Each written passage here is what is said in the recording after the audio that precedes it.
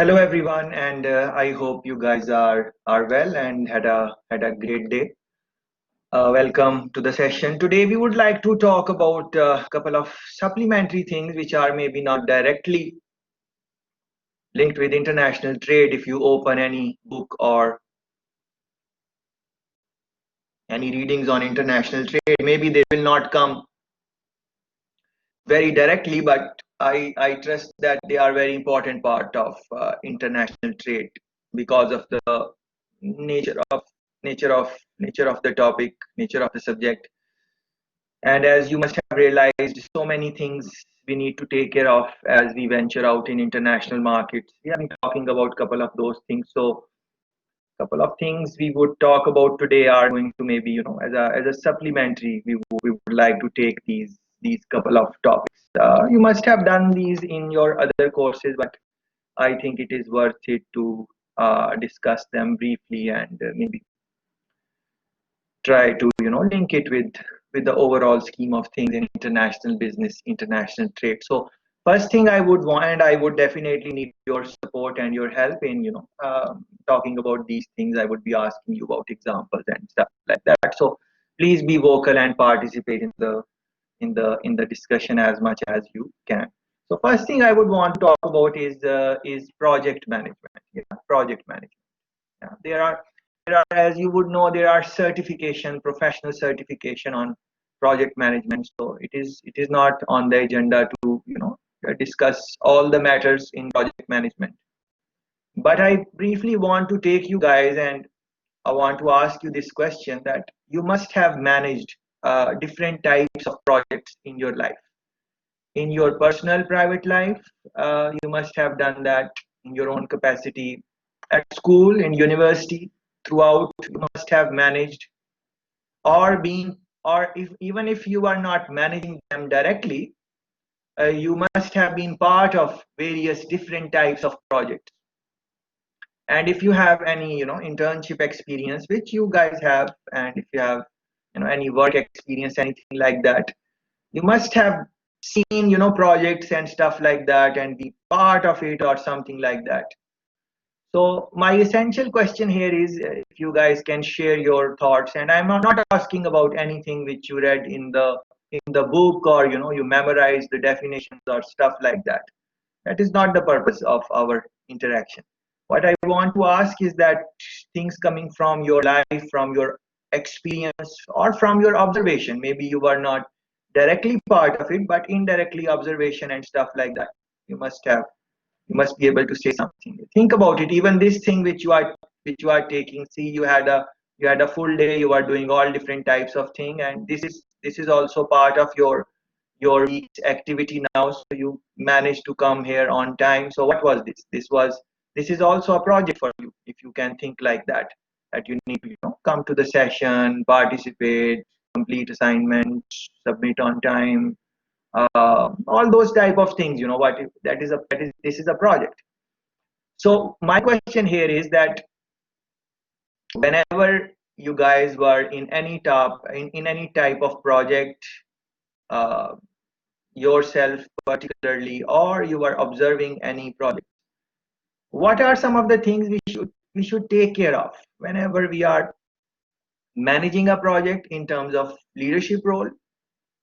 uh, Either it is individual project or team project, no problem, you can talk about any type of project. So what are the things we would take care of in any project? What can be some of the challenges in a project, generally speaking? What are some of the ways to mitigate, minimize those challenges, obstacles? What are some of the maybe practices to deal with all of these things?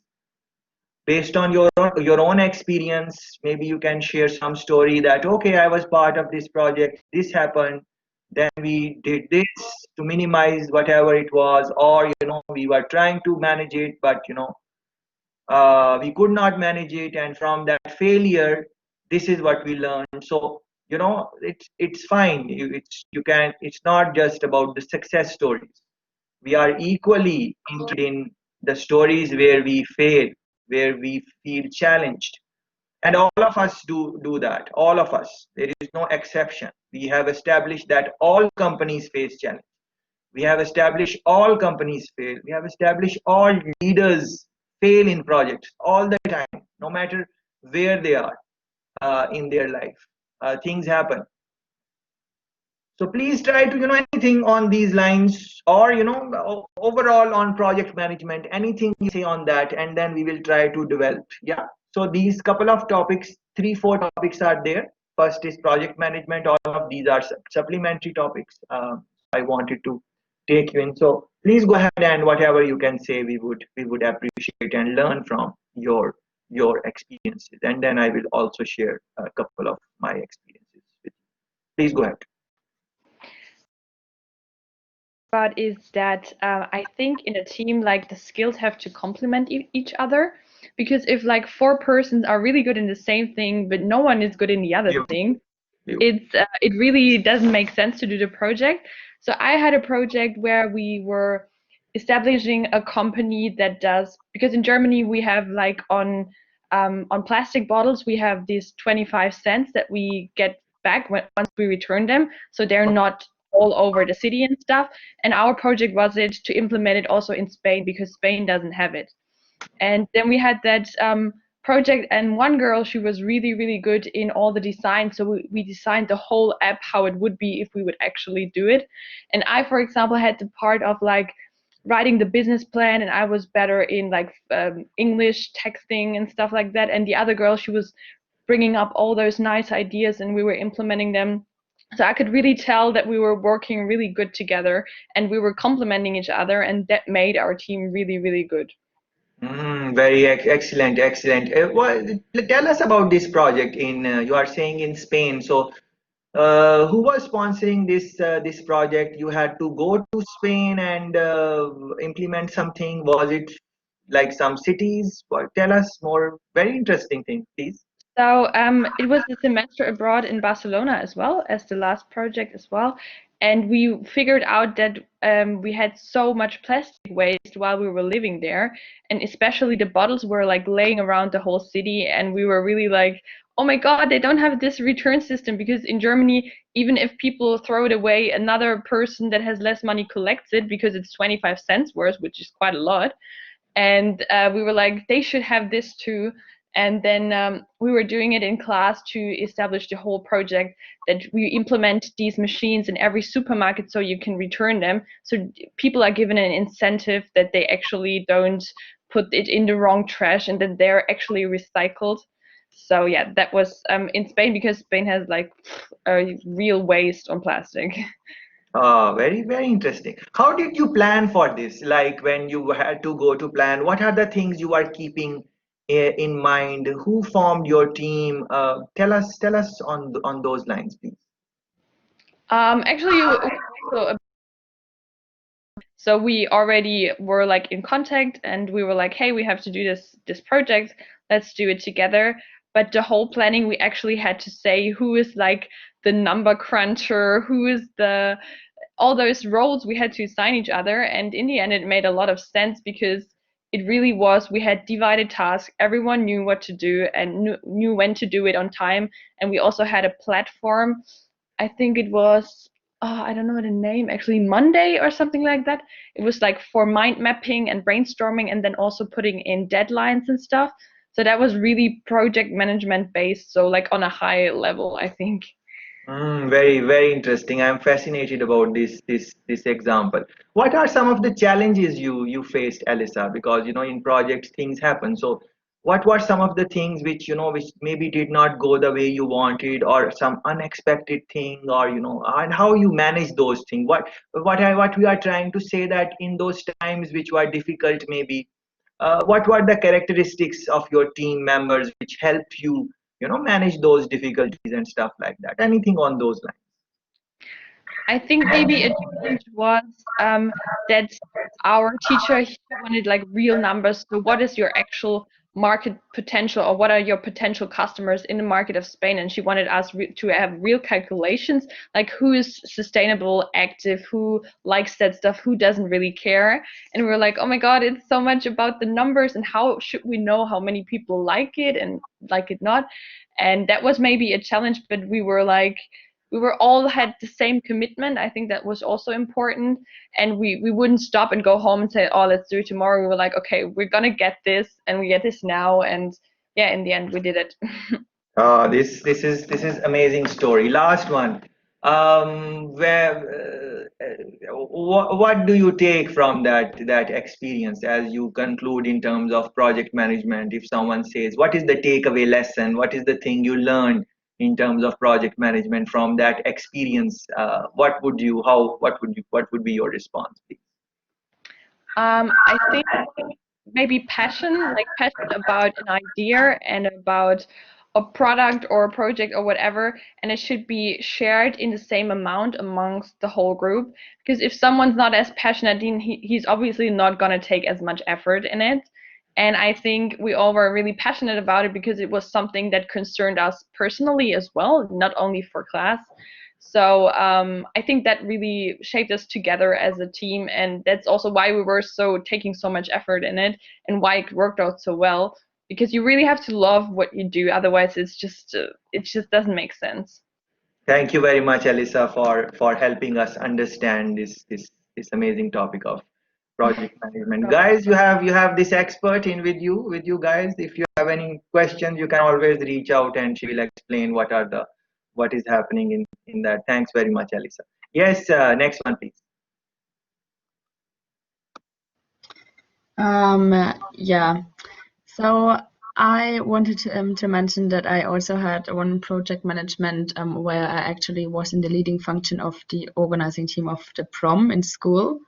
So after my A-levels, we had that prom, and I was in charge of organizing the whole thing, like the location, as well as the food, as well as the sponsors, as well as the whole, how it will work, the whole flow, like the whole evening, like every aspect. And I had a team below myself, and of course I was also part of the team, but I was actually the person who was in charge of the team, and wanted to lead that team. And it was actually my first experience in project management ever in my life. And I actually wanted to say a similar point that Elisa also mentioned, that I think it is important in project management that you have a leader that can adapt to different personalities, and that you have kind of like a leader who leads kind of like situationally, like that he adapts to the situation and to the characteristics of the persons, and then goes with that personalities. And because actually some of the challenges, when I think about what Elisa said, was for me actually to how to manage the time, and then also like how to delegate the task without pressuring somebody, and then also how to manage like different characteristics, and in general how to manage a team without fighting and without like getting in conflicts and in trouble. And so this is something I wanted to share. Excellent. Thanks very much for this, Anna. Anna, you said that you were managing location. You are like trying to figure out what the location should be. What are some of the challenges you faced in that? How did you go about deciding location, like those stuff? Or food? You mentioned food, that you managing that, and you said sponsors, you are managing that. These three things you at least identified. So in doing these type of activities, if you can take us through that, what was your process? What were some of the challenges you faced? What were the obstacles? How you overcome them? And don't think that anything is small in this. Even a little small example, which you might think it is small, but let me assure you, everything you will say will be very beneficial for all of us. So please take us through this. What were the challenges in terms of location, food sponsors, or other things in as you are managing? And we are interested in like taking best practices from you. That how did you manage that and that type of thing? Anything on that, please? Yeah, so for example, for food or also for the location, the first challenge was actually to find a good contact. So to establish kind of like a continuous contact with somebody per email or per telephone. And then after that, yeah, let me think. Yeah, like I mean, this was actually the Yeah. sorry. No. Uh, yes. Please go ahead. Um, this was actually already the biggest challenge for me to establish kind of like a contact without knowing somebody and just go like, hey, I'm here and I want like that location and I want to rent it and like Yeah. quite randomly.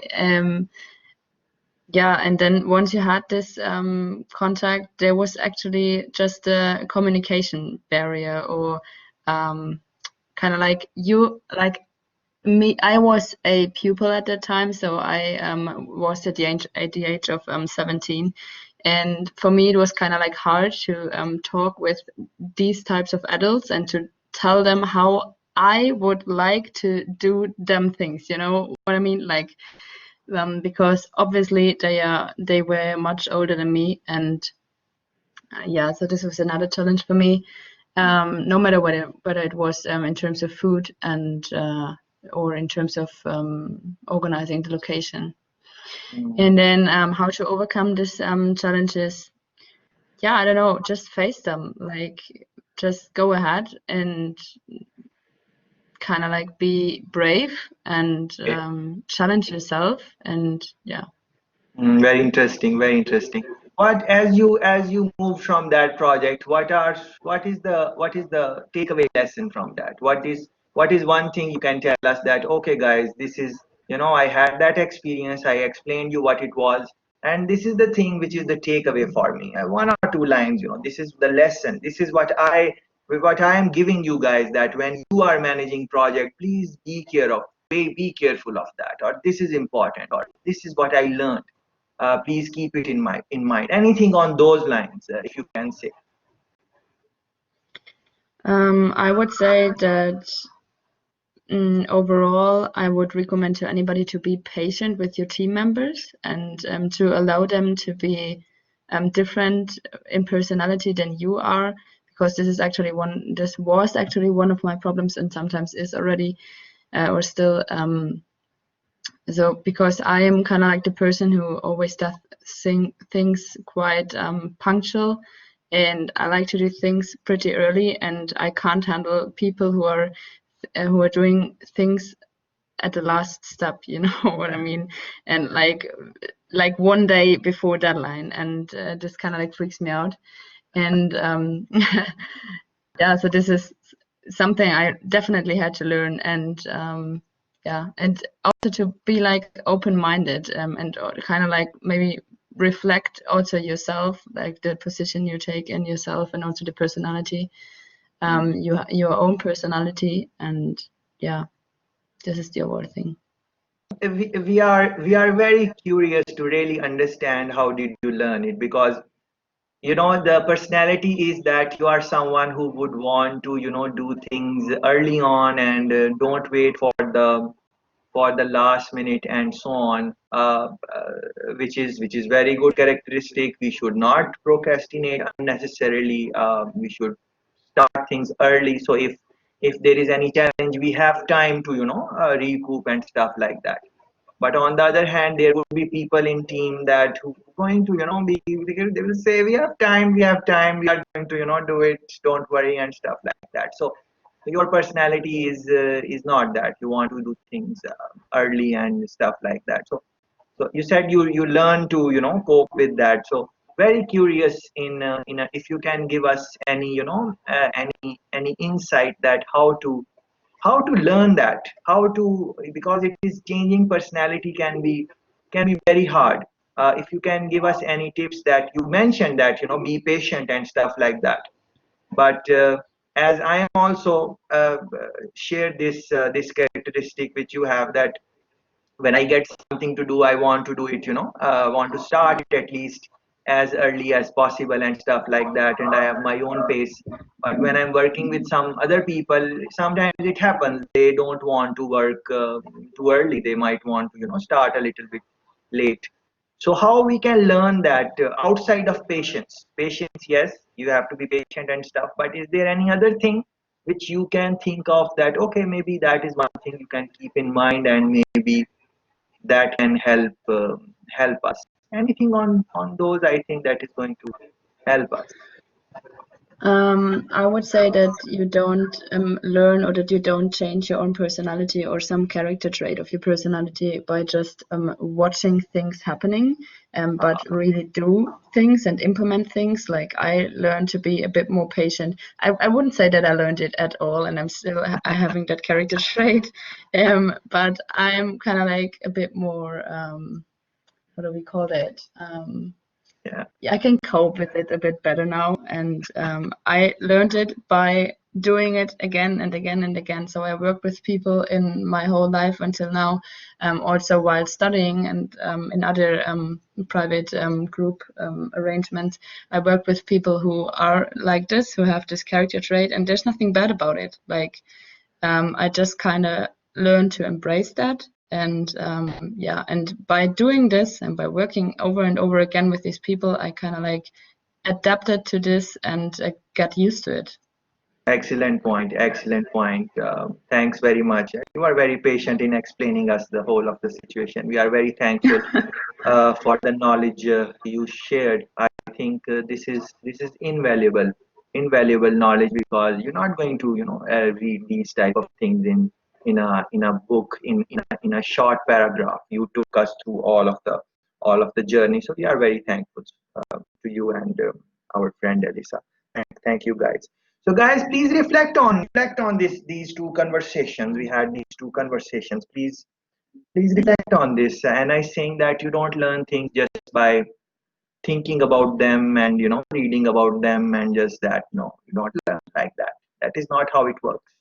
You are not going to learn about anything which we have discussed in our week long, whatever you want to call it, or whatever studies you go to school and stuff like that. It is practice. If you are not going to practice those things, you are not learn it. And I'm not saying this. Annabelle is telling us from her experience. Yeah. So and I fully agree, I endorse that. So please think about that practice part.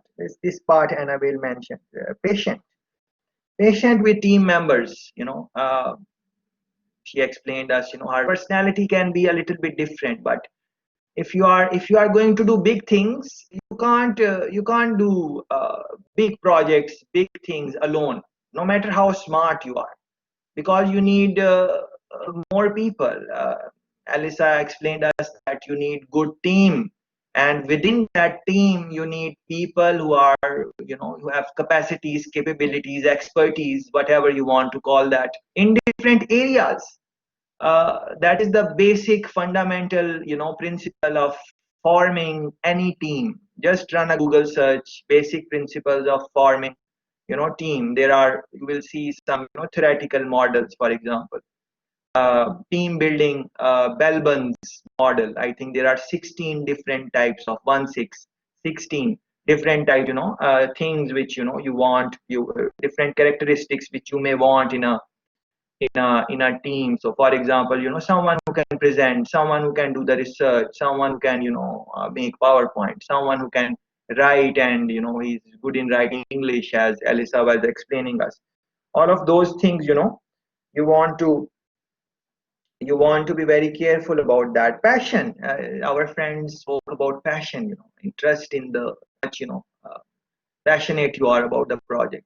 That is also very important in one way or another, because obstacles, challenges are going to come. uh, Even in a, you might seem, Annabelle's example might seem that it was a very small project or whatever, but it was not. She had to take care of all the things, and these are the same things which you would want to take care of if you are managing projects in a bigger environment. Only thing is that the scale and scope is going to become bigger. That is the only thing. Otherwise, the people will be different, their personality will be different. You would have to manage time, you would have to allocate, do the allocations in terms of team members, Annabelle also mentioned delegation. Please link all of this conversation with the previous conversation in your own time and in your own way. For example, you know, this we were talking about a topic, mistakes leaders make, and one of the mistakes I can recall that you guys mentioned that leaders will not delegate. They will keep. They are not good in delegating or stuff. Like that. If you guys can recall those points, so see how it is linked with project management. Um, being contact building, yeah, communication, those things Annabelle mentioned. Uh, building relationship is going to come here. One of our friends spoke about trust, in one of the sessions, if you guys can recall that. So building relationship, trust, how you are with people, can you hold a little bit of conversation with someone? These skills are, and again, this is not that it's going to, I understand that some of you, have challenge in maybe, even participating in a discussion like that where we cannot see each other. You are in your own space, still opening up my mic and, speaking up can be a little challenge and so on. But think about it. These people who can speak, they did not came with this or something like that. If Alyssa was able to have a conversation and answer questions in a good way, it did not just happen by chance. Somewhere, as she explained us earlier also, that she had that type of background where he had been in the conversation, and so still he was able to answer. So the journey of graduate or whatever we do in our schools, that is to prepare us for the working world. So it is good that we gain these skills of communicating and building trust, and even when we cannot see each other, how to build trust and stuff like that, exchange information. These are good practices which we can have now. So when we are in the working world, we have that that experience. Think about it. For example, if you have never done these type of conversation, just like I had with Alyssa or Annabelle, in this type of environment, answer question, going back and forth, you don't know what the other person is going to answer, ask, and then you have to come up with this answer. If you have done this in this type of environment, even if you make some mistakes or it is fine, because there is nothing is going to happen. Believe me, you are just practicing, as Annabelle said, that it is, you practice you again and again, and you learn from, and you improve it next time, and then next time you improve it. Those type of things you want to maybe take care of. Some pointers our friend Alyssa mentioned, you need to look them up in your own time. I'm sure you have done some things on project management, but still, a brainstorming, mind mapping, those type of things. And she spoke about commitment, high level of commitment, that no matter what the time is, whatever there is, we are going to complete this. Yeah, time factors, meeting deadlines, resource allocation. Essentially speaking, these are the things which you need to take care of in project management. You have to be careful, more careful in international business, international trade in this, because one loophole in the project can can make people say that it was not good enough. It was not good, just one loop, and maybe all other things were good, but just one thing, one or two things going not very good, and people are not very encouraging of your efforts in the project. uh, so you have to see what is what in that also.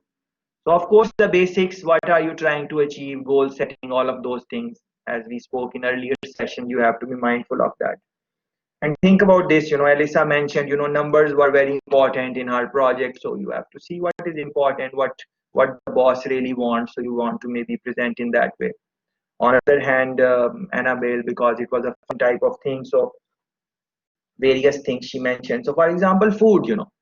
Now let's she had to find someone who is good in that, who is reliable.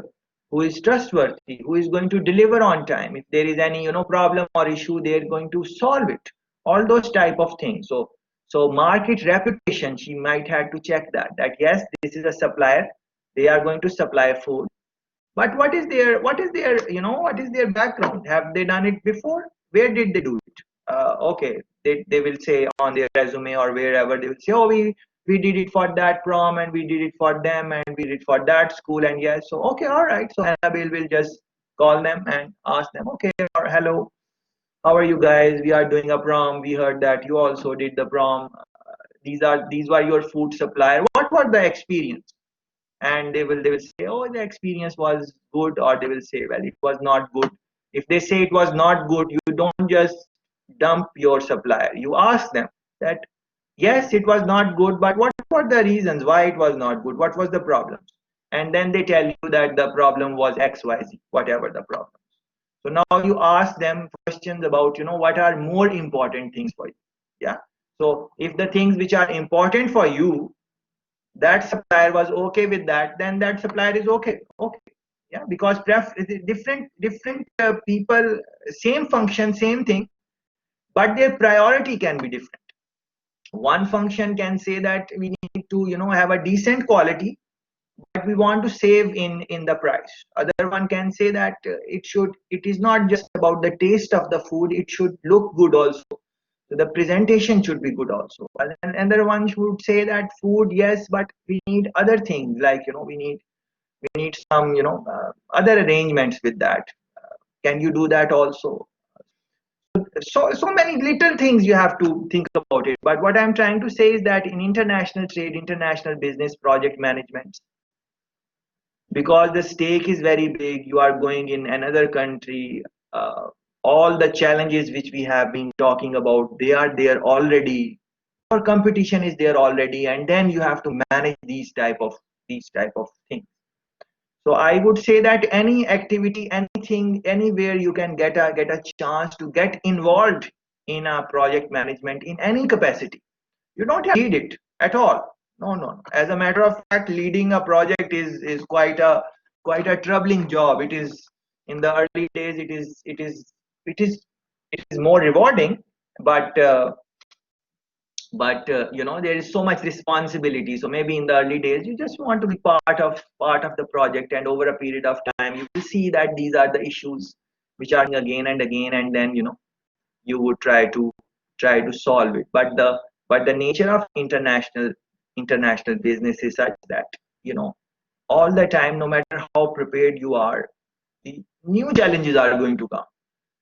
So you might have gone through the courses in project management, you have led projects, and you have like 5-6 years of experience or more, and now you feel that okay, you have some confidence and all of things, and you go in next project. It is very likely it is going to give you new challenges, new things you might not have even heard, that oh, this can also happen. I did not know, this never happened with me before.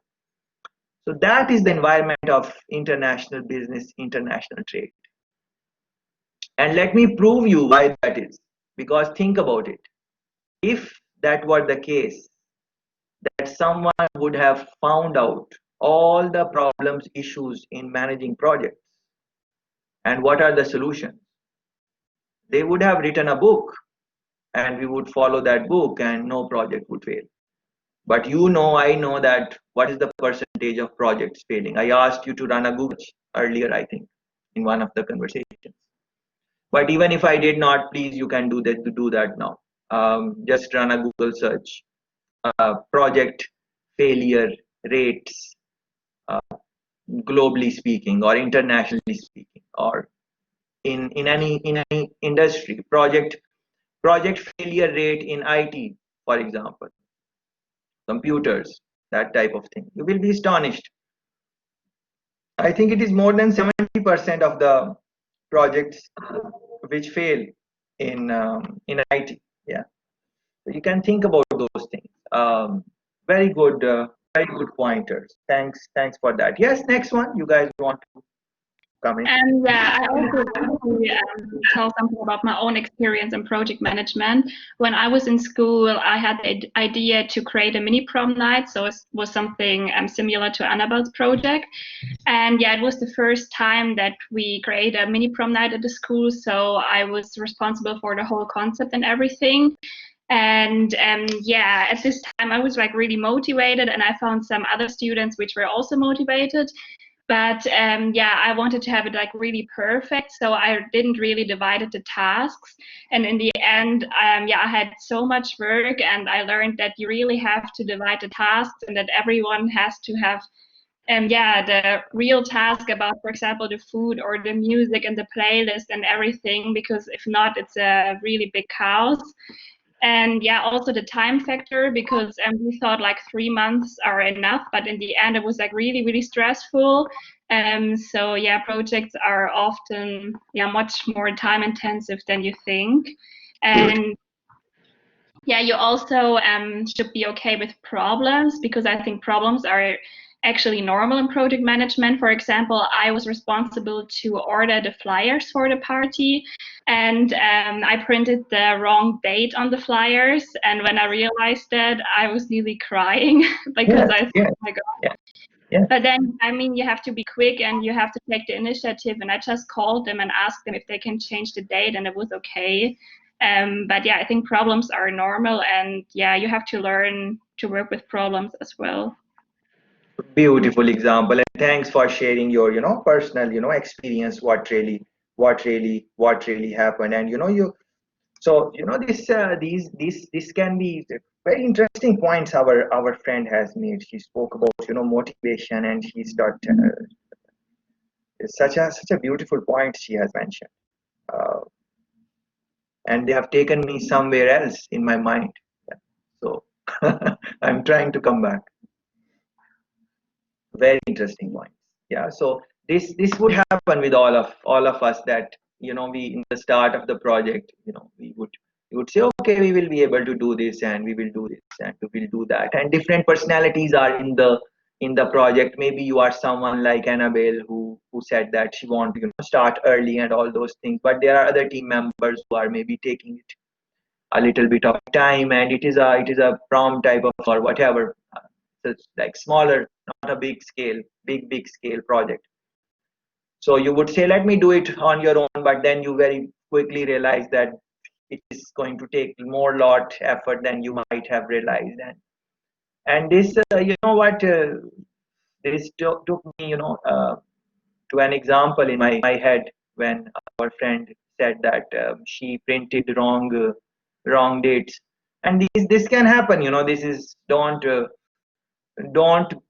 think, please, anyone, that, oh, what how could someone print a wrong date, come on. Yeah, it's nothing like that. These things happen.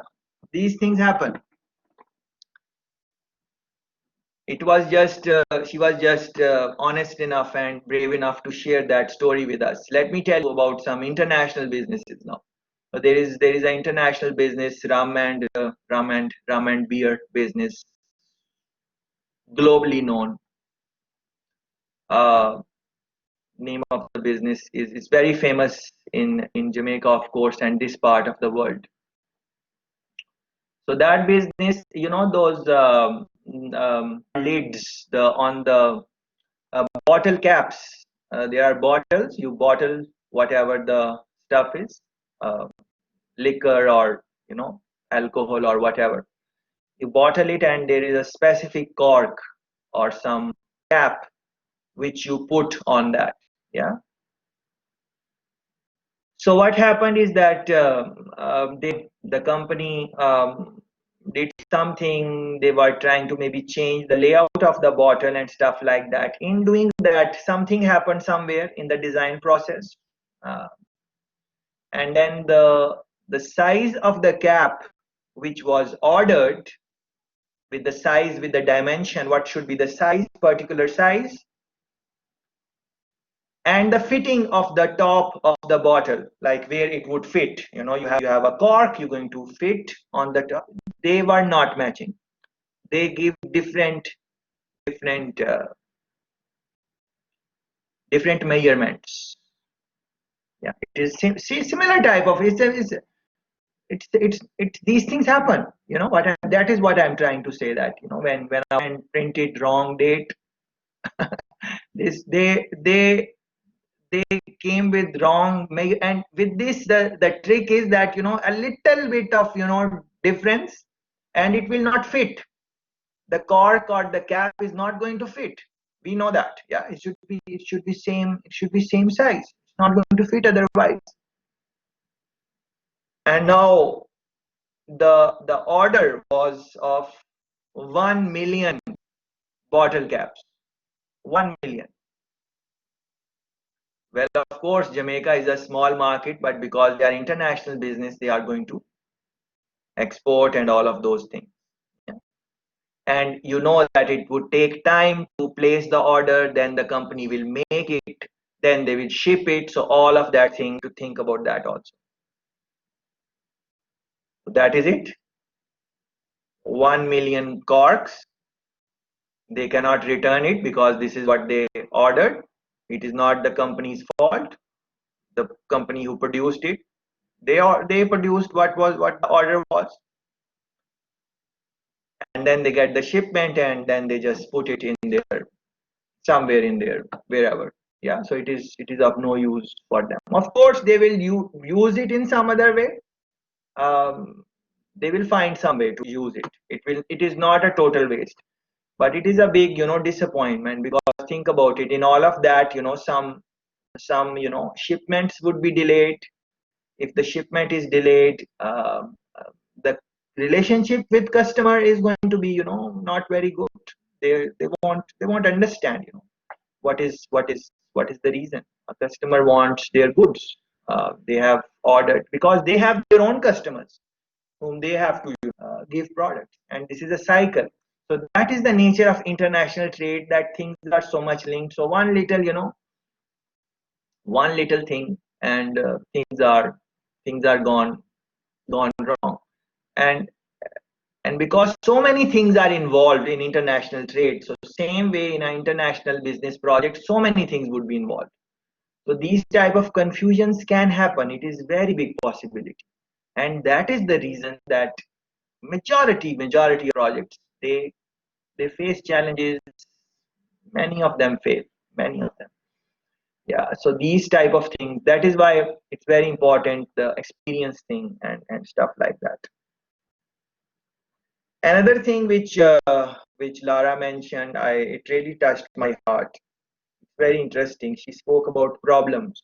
Yeah, problems are to come. Yeah, please have that type of mindset. Yeah, it can be hard, but generally from life things happen. Don't worry overly. Yeah, there's no need of worrying or becoming sad or depressed. Or things are going to happen. Your job is to manage them. Yeah, so problems are going to come and problems have their solutions. You just have to, your mind should not go down. It should run actively, and you just look at it as a problem. Nothing personal, nothing like that. This is a problem, and you try to solve it. And over a period of time, just like Annabelle mentioned, that you don't learn just by reading and stuff like that. You have to just go out and do things, and then you will learn in your own time. If you will learn. Some people don't even learn after experiences. We know that.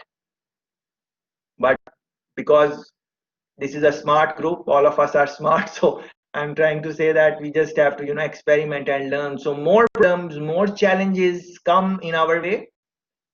They make us better in managing these type of situation, because we can now think that, oh, this problem came, oh, I ordered food in my first project and it came 1 hour late, and this is how I dealt with it. So in the future, now you know that food delivery can be late. What is my backup? How I am going to deal with my customers or whoever are there if it happens, because they would be hungry, there is time. And then if the food comes late and if they are 1 hour late, maybe that was the time you had to exit the location, because maybe you have rented the location. What is going to happen? Are you going to extend your stay for 1 more hour? You would have to pay more to the person. maybe even if you have money, yeah, this thing came now, pay. So you can pay and extend your location. And you might say, okay, we are rich and our company is rich, we can do that. No, sir, nothing like that.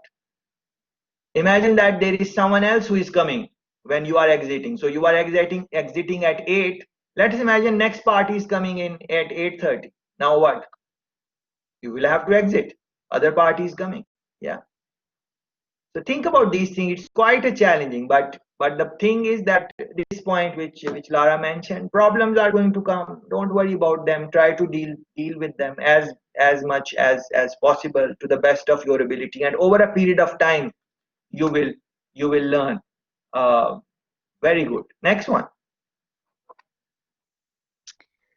I wanted also to share my experience. And firstly, I'd like to say that it's very important to make sure that everyone in team has a room to participate and to speak up equally. So even if there are some shy people, but they still have bright ideas, so they are not afraid to speak up and to share these ideas, and they are not afraid to be judged afterwards. And I also think it's very important to consider cultural differences and language barriers. So sometimes maybe it's very necessary to slow down and to explain things in simpler, plainer words, so that everyone who has another background and the language is not native can understand it and equally participate. And what concerns my experience, in one project, there was one participant who, well, had very bright ideas, but actually she was so pushy that she didn't let other team members say their opinion. And I would say that she imposed these ideas on us, and we had just to follow and to elaborate this plan. So it was pretty good, but I mean, everyone has prepared the ideas for this project, and like they didn't have chance to share. And I was kind of upset at that time, but later on I also noticed that I made the same mistake because of time pressure and being result oriented. Sometimes people like active team members or leaders can forget to include everyone and to make sure that everyone speaks up and make this project richer with ideas and brighter. Yeah, sometimes it's also important just to slow down, step back, and make sure that everyone is included and can share their opinions on some matters. And in addition to that, the team spirit is also very important. Even if we are approaching deadlines and everyone is stressed out, I guess we take this small amount of time and to ask each other, how is everyone doing? Maybe someone needs some support or help or anything to make it together and to work as a team. Excellent point. Thanks for this one, Lena. And think about this. This is the challenge now, very big challenge. So on one thing, in any project management, you can pick up any book, you can listen to any speaker on project management. One of the first thing they are going to talk about is time management. You have to manage time. Things need to be done in a timely fashion because one thing is connected with another. So time, they will talk about time all the time. Yeah, that's a good line. I like it. They will talk about the time all the time. Yeah. So think about this. On the other hand, Lena is giving us a very important point that yes, time pressures and all of those things, but sometimes you should slow down a little bit and step back. Yeah, you should slow down and step back. Take a moment, take a breath, a deep one, and just slow down the pace and try to reflect on that. What is happening? What are the issues? What are the challenges? Are there any team members who are down, or what can I do? So this is the dilemma of a manager of international business, or any manager for that sake. So one thing, they have to submit things on time. Another is they need to take their team with them.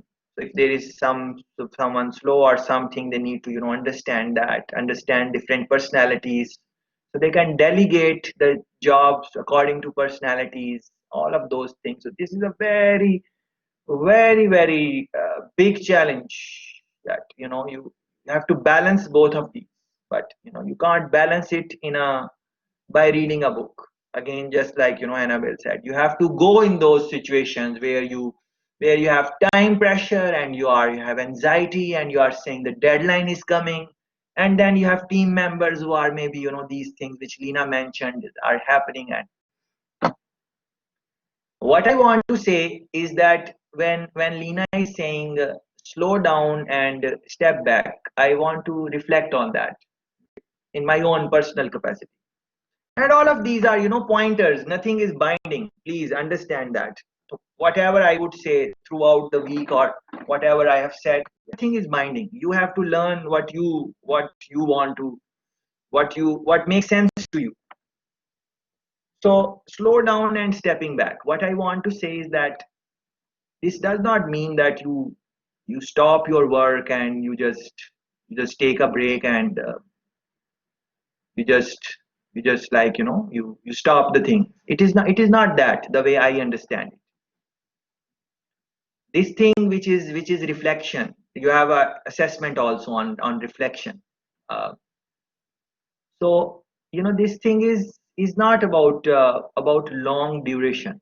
It is not about stopping for 1 day or 2 days or a week or whatever. It is not that. It is just stopping your mind to from all the different things which are going. Just like observe your mind right now. I'm sure that so many things are going in your mind, things which happened in the past, things which happen in the future. Very few of you would be fully 100% involved in this discussion which I am trying to have. Very few, if any. Maybe one, maybe two, but majority of us, we have different thoughts going in our head. So we are thinking about those things also as we are doing this.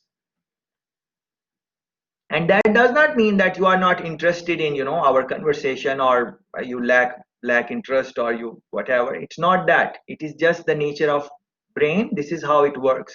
Unless you really don't train it and you train it to be in the moment and focus in the moment, unless you don't do that, otherwise the ideas coming all over the from all over place. So what I am trying to say is, you slow down, you step back, even if it is for for 1 minute, even if it is for 1 minute,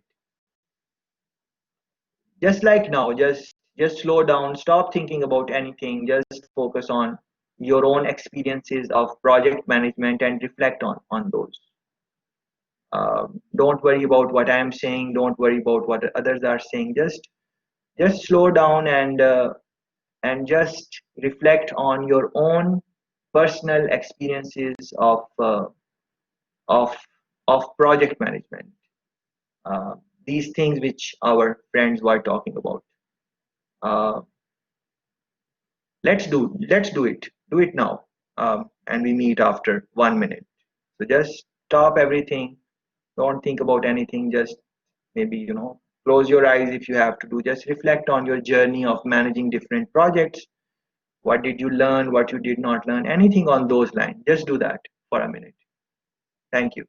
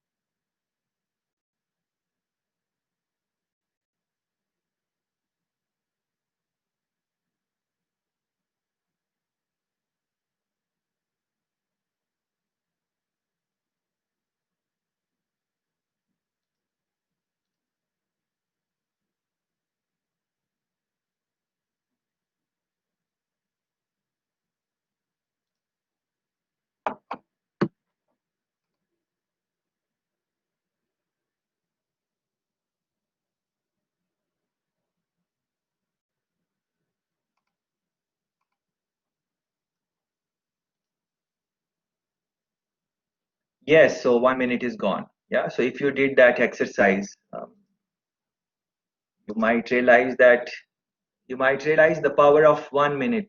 Yeah, 1 minute. If you did that, yeah. So it was just 1 minute, but if you really slowed down, you stopped every other thing, and were just thinking about it. This 1 minute you would realize that this 1 minute is long enough. It's very long. 1 minute is not a short amount of time to slow down and reflect if you are fully focused on that thing. But I'm not trying to say you stop for 1 minute. Depending on your wherever you are in your life, you might want to, depending on the situation, it might be longer or whatever. But if you really ask me, like in my personal capacity, I would say do what Lena said. Stop and slow down. Even if you are extremely busy, and you cannot stop and slow down for 1 minute, you can do that for 30 seconds. Please do that for 30 seconds, where you really stop thinking about anything else. And what I mean, that the things which are running in your mind, you don't think about that, your own analysis, assumptions. You put yourself in the other party's shoes with the look of empathy, consideration, all of those things which you guys know. I don't want to talk about those essential things. And just slow down and stop and reflect. That is very important in anything, especially in international trade. Yeah, I hope it makes sense. If it makes sense, do it. If it does not make sense, forget about it. Yes, Julia, please go ahead. Okay, so what I want to talk about is an event that we are doing every year in our village now for 4 years. And it's kind of a sports tournament during the day and like a party in the evening. So we have to organize band and also a bar. And yeah, well, in the first year when we organized it, so we were quite a young team and unexperienced with doing projects or events like that. So we were quite overwhelmed by all the tasks we had to solve. And yeah, so for example, for organizing a band, we actually like 2 people wanted to do that. So we were like, okay, sure. And after a while, we did another meeting, and one girl was like, yeah, she found a band, and we were all like happy about it, and we were like, okay, great. But what we did not notice in that moment was that the other girl, also trying to get a band, was not there. So not attending the meeting. So a few days later, this girl was actually telling us like, yeah, she also found a band, and it was actually our preferred one because it was a more professional one and we really liked them. So we were like, yeah, I mean, that's great, but we already like accepted the other one. And she was like, oh no, because she also thought like we really want to have this one, so she also accepted them. And then we're like, oh god, like this is going to fail because we can't pay 2 bands. I mean, we're doing this to earn money for our sports club. So we were really like, oh my god, how should we handle that? And yeah, luckily some of our like team members knew other people of the band, so they were like, okay, like don't worry, we're going to cancel the contract and everything so that this won't be a complete failure. And yeah, we were really happy about that. And yeah, what we clearly learned from that was that clear communication is so important, and especially when you're like organizing tasks and like even if 2 people do one task, I mean, that's no problem, but they have to be constantly in contact and like updating each other so that this does not happen. Like, yeah, that's it basically. Thanks very much for this example. At that time, if you reflect back, Julia, were you doing any type of, these were risks that the person would not come, or she would be late or whatever. So these are some risks. So were you trying to, manage these type of risks by any, small activity? What were like backup plan or, something, or avoiding risk or something like that? Were you doing anything on those lines? Were you looking ahead in the future, like you are doing some forecasting that this we need to plan for that and that. So talk about these things: risk management, forecasting, trying to improve your processes or whatever there were. Anything on these lines, or any other thing, if not these. Well, what we had to consider for sure was the weather, because the fest was like the party was supposed to be outside, and of course, even if so, it was in summer, but you were never sure of the weather, and so we also had to organize like tents in case it will rain, and that was actually another problem because there was a really like we we put the tents up on Friday because the party or the event was on Saturday, and then there was already like a thunderstorm going on Friday, so we had to put them down again in the night because otherwise they would have just like flew away. So that was definitely something. And I mean, in terms of the band, we had like a friend of mine who's like always doing playlists and music, so she would have been the one like putting on music if we would have found a band. Very interesting. Thanks for this example. Please reflect on these things. These are like weather and all of those things. These are kind of risk management techniques, forecasting they are using. What would happen in the future? They are trying to reflect on that and trying to prepare it before that thing happens. Something like that. This communication is coming again and again. A lot of you guys have mentioned communication. Julia is stressing on clear communication, constant communication. So there is nothing like less communication, or there is nothing like uh, oh, I'm sorry. There is nothing like over communication. Yeah, like you can never over communicate. Uh, because people, many times people need reminders, people need to be told again and again and again and reminded and those type of things. This is the I'm talking about general, in the general sense of human beings, generally speaking, the way the world is, because everyone has so many appointments, so many responsibilities. There is something they need to be reminded again and again, and sometimes we think that we have communicated, but the other person might have understood it in a totally different way. So clarify those things also. These things are interesting pointers to think about. Clear communication is, and then some people would say that you do not want to over communicate. You will hear this in your communication, and the experts in the field, they are going to tell you that do not over communicate. And they are right in the sense that well, they are right in every sense, but I'm just sharing my thoughts on this. You can have your own. So what I'm trying to say is that uh, they say that if you tell someone something again and again and again, it is a chance that they would get irritated, and they would it is just like someone sending you some email with the same thing again and again and again, 10 times, 12 times. After a certain period of time, you would stop reading that email, because you would just realize that this email is about that, and you will just go on, delete it, or just leave it like that unread or whatever. So communication experts say that you want to balance this and stuff like that. So if you are of that opinion, please do that, no problem. I'm just sharing my thought with you that I believe that there is nothing like over communicate, because the way I think is that even if you over communicate, what is the issue? Someone would say that you are telling them the same thing again and again. I can, personally speaking, in my own capacity, I can live with that. If you guys think that I'm telling you one thing 3, 4, 5 times, and you don't like it because I'm telling you 5 times, I am okay with that. I have no problem with that. On the other hand, if I just tell you something one time and it does not register in your mind, and I think that is important, I cannot live with that, because I would feel that I should have said it couple of times. Yeah, so it's personality now.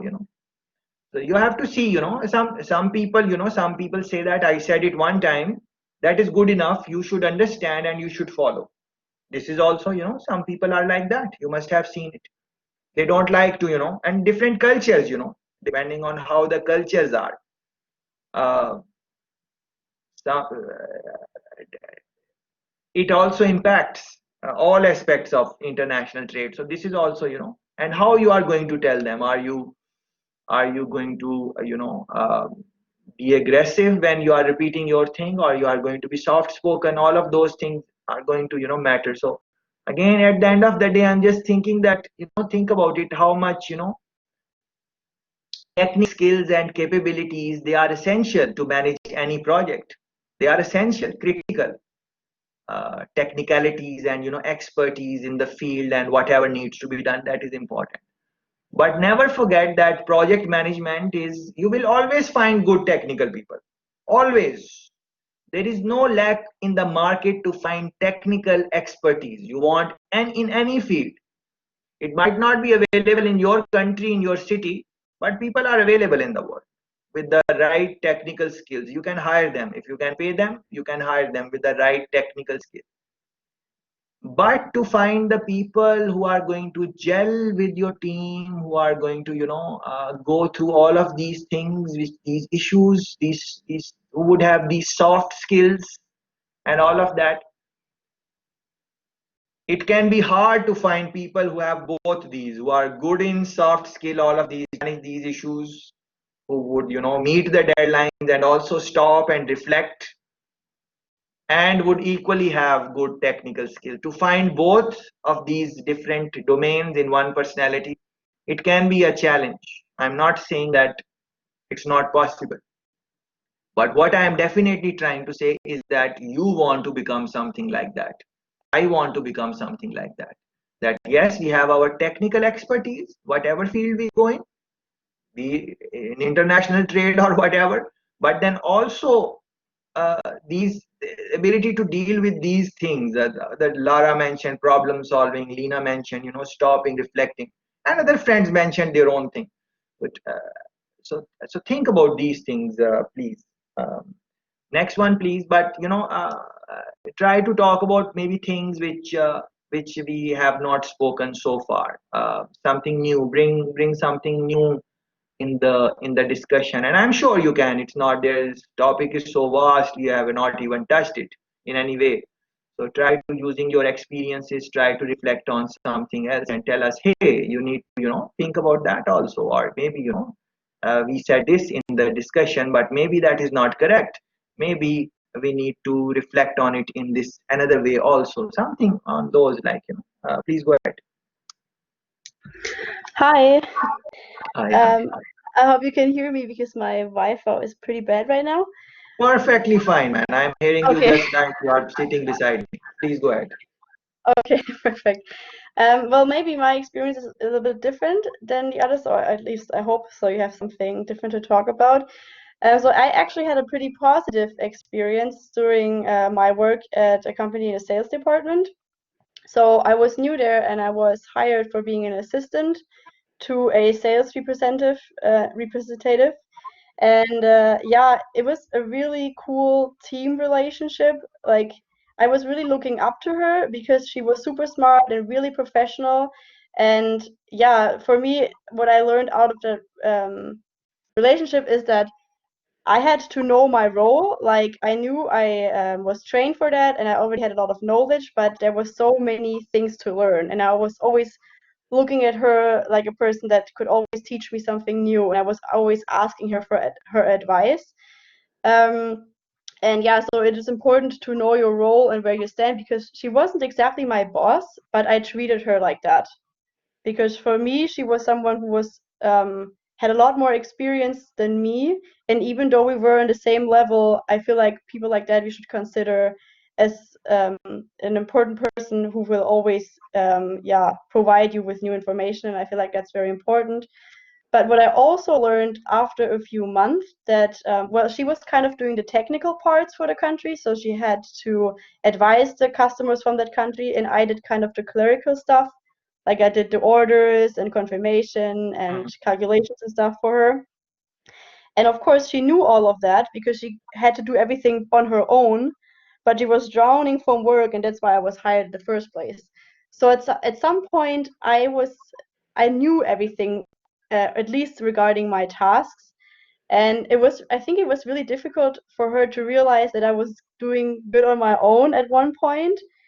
Um, so when I started doing things differently, because I felt like they were way more efficient, and I tried to find ways to make it more efficient and more modern, of course. And people tend to not liking something when it's been changed and they established that. So I had to try to find a way to tell her, okay, your way was good, but I just think now it's my task and my responsibility, and I want to do it my way. And I think it's definitely something that I had to learn. Like, you have to know your role. So you have to always like looking up to people to learn something, but also be confident and know, okay, at some point I am good with that. And the funny thing is, like, we also became friends after that long time, because there were sometimes, like, when we were working, we had really heated conversations and discussions about what we could do differently. And when we had a break, it's like this discussion wasn't even there. Then we were friends, we were talking about private things. But during working time, we were professionals and we could tell each other our opinions. And I just love that. That experience was really positive to me. And I hope that I can always have this co-worker relationships in the future, because I felt like this was really not normal to have such a good relationship. Like, we've become friends after I left the company for going studying. But I feel like that's what I learned out of this, to consider people important to give you information, but also know your own skills and knowledge, or be confident in what you do. Excellent, Lily. Thanks very much. All the pointers you mentioned, they were totally new in the discussion. Thanks for enriching our discussion. We are very thankful. Yeah. So think about this guys. This try to develop this characteristic. I think this is very important to be successful in international businesses, international markets. That reflect on this. That your ability to have a engaged conversation with some people, where you have your own point of view, they have their own point of view, and it will happen. It will happen. Especially in international, when you are going in international market, these things are going to happen for various reasons, because you will be dealing with different people in international market. And if you are working with smart people, they are also going to tell you where you are wrong and where you are right. So you will have to have these type of arguments, or whatever you want to call it. So this try to develop this habit, that you can have that type of conversation where people don't agree with each other, but after the conversation things go back to normal. Now it is very easy to say this in this type of conversation. In the practicality of the things, it is extremely hard. But as Anna mentioned, that these things we can learn if we invest time and we practice them again and again over a period of time. At least we can become a little better than the past. So that is the idea. You just become a little better in things. I'm not talking about drastic change, like you sleep tonight and tomorrow morning you are a new person. That is not going to happen. Don't expect that to happen from other people also. That is not possible, unless something catastrophic happens and things just turn out, someone's mind just change. But that don't happen very very often. So generally speaking, this thing happens over a period of time. So I think that skill is very important, because even when you will be working with your employees, your workers. Yeah, you are leading a team of 4 or 5. There is a disagreement. You are saying this and they are saying something else. But after that, once that thing is over and you have reached to a conclusion, having bad thoughts about your colleagues, about whatever, that they said this, I was saying this, they did not agree, that can backfire. If your aim is to go big, you want to be known internationally, that is going to uh, be very hard. Do I have that type of personality? No, I am working on it. Yeah. I don't know where you are in your journey. Maybe you are very good in this, maybe you are not. But wherever we are, we just need to think about this. This is very important, that the ability to have criticism, whatever needs to be done. But after that, just move on. Don't overthink that. It's a very good characteristics to have. Excellent characteristic uh, to be successful in a leadership position, especially again in the context of international trade.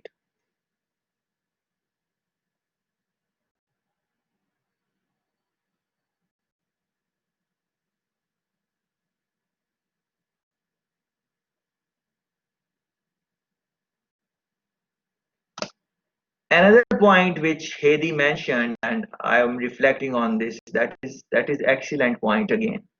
So see, Hedi was hired in the beginning. She did not knew much, but because smart and she was working hard, she learned things over a period of time, and then she started thinking how I can improve it. This is the job. We do it like this.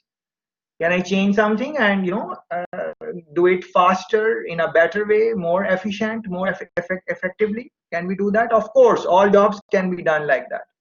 So as she was learning and she was trying on continuous improvement, improving her skills, improving time management, all of those things, she did to implement those little things and try to improve and whatever, try to bring small changes, whatever they are. And she's telling us very clearly that some people were not maybe very okay with that, because they had their own way of doing things. Hades is bringing in modern things. It can be small things, it can be just a small thing like how you file different papers. It can be as small as that. Yeah, anything can be made effective. So maybe Hadi saw that how they were filing their papers, their files, and she realized if we do it like this, it's bad. But then those people were accustomed to past. They were accustomed to doing the things in a certain way. Now Hades is going there and she's making some changes.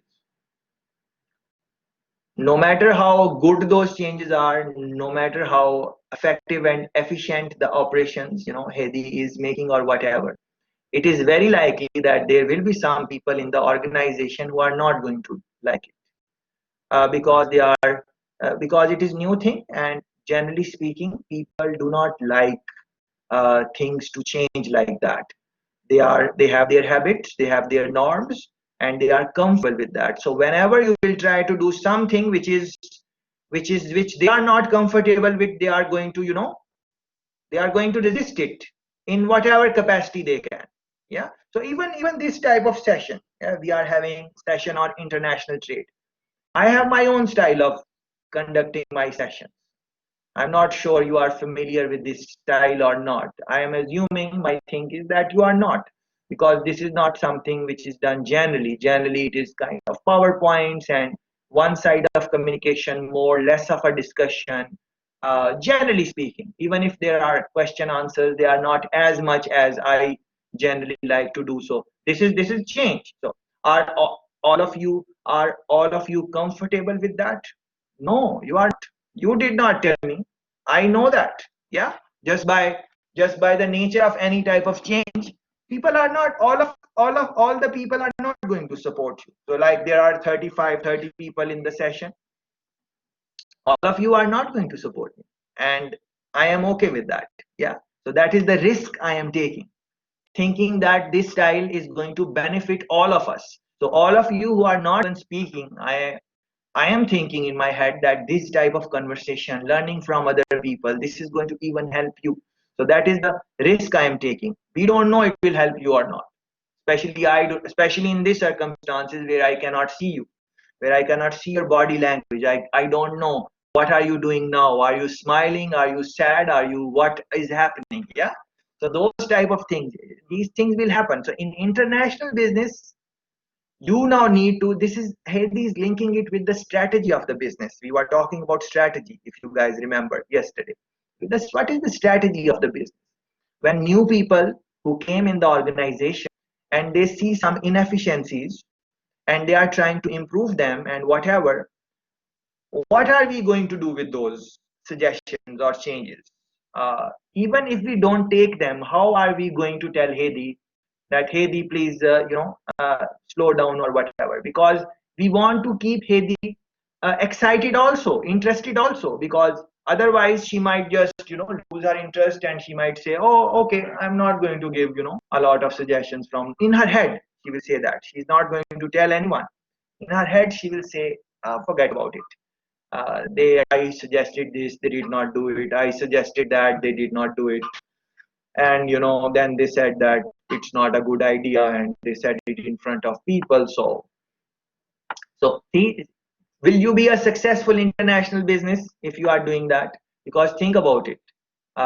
You can have your own technique of going in international market. The technique I suggested with you guys, I think twice, is that you build your brand in the local market, you learn from the mistakes, and over a period of time, you would want to go to international market. That is the technique I shared with you guys, step by step. But that is not the only technique. You can just start in the foreign market and don't do anything in the local market also. But what I'm trying to say, that if you want to bring in new ideas, if you want to bring innovation, if you want to bring, new idea, product development, new service development, if you are not going to be okay with new way of doing things, which many organizations are not, they have their own way of doing things, and then there are leaders who don't like someone else, and then there are politics in the I'm not we are and please be mindful that this is a we are, when whatever I'm saying it in the international context. We are not talking about a country or something like that. We are talking about internationally speaking. If you look at the overall climate of international trade, you will see that we spoke about politics of the country. Guys, there is a politics within the organization. There are people who are going to pull you down, who don't like you, and you will not never understand why they don't like you. They will never tell you why they don't like you. When you will see them, they will smile, they will greet you. They will ask you how you are doing. But in their heart, you don't know what is happening. That is the context in which things happen. Rivalry. There is a promotion coming up to the level of manager. There are 6 assistant managers. All of them want to be manager. Now they are going to pull leg off each other. They are going to do things. This is what happens in the real world. So how you are going to manage those type of things? It can be so. So that is why I'm trying to talk on these things, because technical expertise, you guys are going to have this, and no one is going to hire you if you do not have those technical expertise in your know-how in your field. That is a given. But there are so many other things which are going to go for you to get successful in the promotions of international business and so on. And within those, one of the key things is public relations. How you deal with people, that is going to be key thing in those type of things, based on my understanding. Please, next one, go ahead. So, hi, I hope you can hear me. I wanted to talk about a volunteering activity I was part of, and where I was a coordinator. I was in charge of taking care of a small team. We promoted an event that was coming up, and we had to take into consideration a few things. We had a meeting before promoting everything, and during the meeting we were told that many teams had problems, for example with the police. You had to have all the documents with you, so that's something we had to take into consideration, not to forget the document at home or something like that. And we had to also take care of everything surrounding us, because sometimes when you're promoting, for example, things, when you're on the streets, you might be put in danger just by the people around you. So you need to take into account who is around you. Are you in a difficult situation? Do you need to call help? Are your teammates safe? That's what I wanted to add. Very, very interesting. Thanks for this point, Rox. Really appreciate it. On a second note, I just one thing is coming in my mind, and I want to say that these things which I'm saying that do it like this and do it like that. I'm reflecting in my mind also. Actually, these are the things I'm saying to you, and I'm also saying it to myself. So these are just reminders. We can do that, and all of these things will happen over a period of time. They will not happen just like that. It is very unlikely for most of us.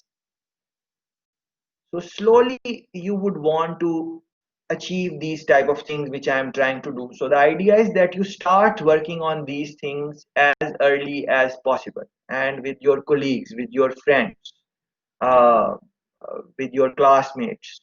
So when you are going in the real world, having full-time jobs and stuff like that, you have a little bit of a practice of that. Yeah, think about that. Yes, Rox, thanks. Next one. Hello, everybody. Hello, Christine. Hello. Well, I wanted just to go back to the point where you've told slow down and just be in the moment.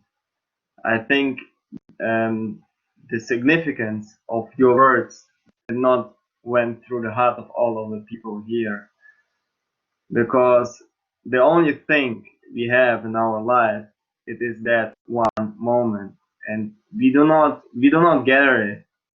So people, especially in the westernized world, try to collect things.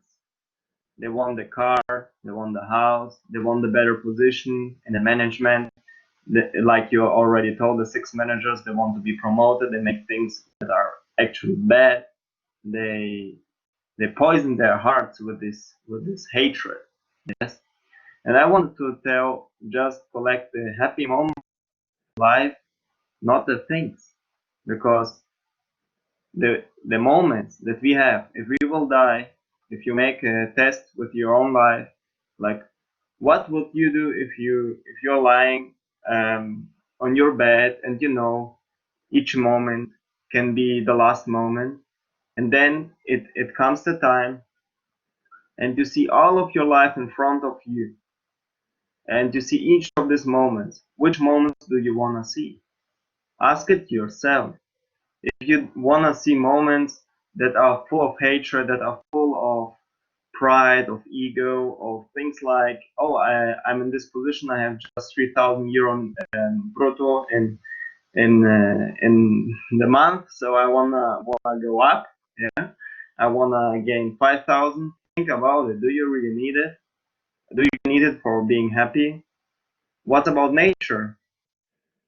Maybe you would have much more happy moments in the nature, being connected with God, if you believe in God, of course. And I just want to tell that when you told us be in the moment, 1 minute long, and I thought about the projects I had, then I remembered one project especially that was with the FHWS, where we have been organizing a social project for homeless people, and I felt kind of sorry in this moment, because I remembered the pity from the further moment. I remembered that I was in a leadership position, that what we have told with the group, but actually I didn't do my task as I should have done, because I just did not have enough time. I did take it seriously, but I had so many open tasks in my life. I have taken the initiative to take this position, that actually I did not have the resource of the time to allocate it. So I think it's important as well in life, in every business aspect as well, to consider, hey, I am in this thing right now, and this is like one tab. Like in the smartphone, if you have too many tabs, you just waste your energy, and that's the same. And if you have too many tabs in your life, you waste your energy, and I had in this moment so many taps in my life. And then I've thought I take the initiative, I will go in this leading position.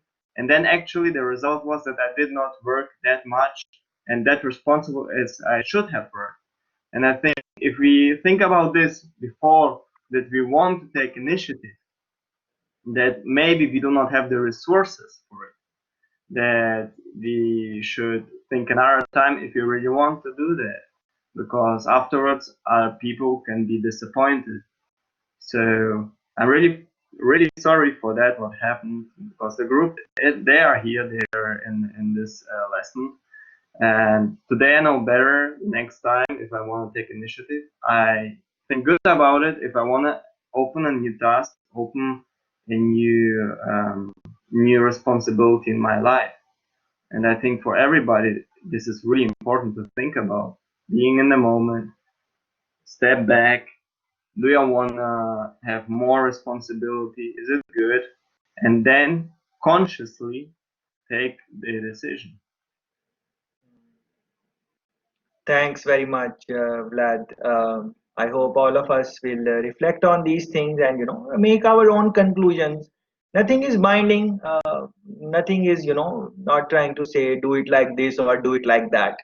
You heard my comments. You heard Vlad's comments. You heard all other people whatever they had to say. Now you had to reflect. You had to slow down and step back and see what works for you. But couple of things with relationship to international trade. Our friend here is talking about pride, ego, poisoning your heart. All of these things which we all have. All of us have. We have some bad things about things and stuff like that. So all of those things take substantial amount of energy. Yeah, that is what happens. So because they take a lot of energy, and on the other hand, if you want to go in international business, international trade, there are so many issues already, and you need a lot of energy. What we are trying to say that try to do the things which are not going to waste your energy unnecessarily. So by not getting into these pride, ego, poisoning heart, all of these things which Vlad mentioned very nicely, what we are doing is we are saving our energy. So when we are in international market, we have the energy to deal with the challenges which that market is going to give us. Also it also frees up our mind space. We are not thinking about unnecessary things which don't really care. But the problem is, as Vlad mentioned, it is all about consciousness. So if we are not conscious about these things, you would see that same type of thoughts are coming again and again in our mind. And this type of conversation, you might not, see the direct link in the success of international business. But as you will read more and stuff like that, or as you would reflect, you would see the big links which it has, and you would also see these successful people how they manage their time. What are the things they won't be, many of them won't have these type of issues. They might have different type of issues, but at least the major ones, these ones, they would have taken care of these ones. Thanks for the comments. I appreciate it. Next one.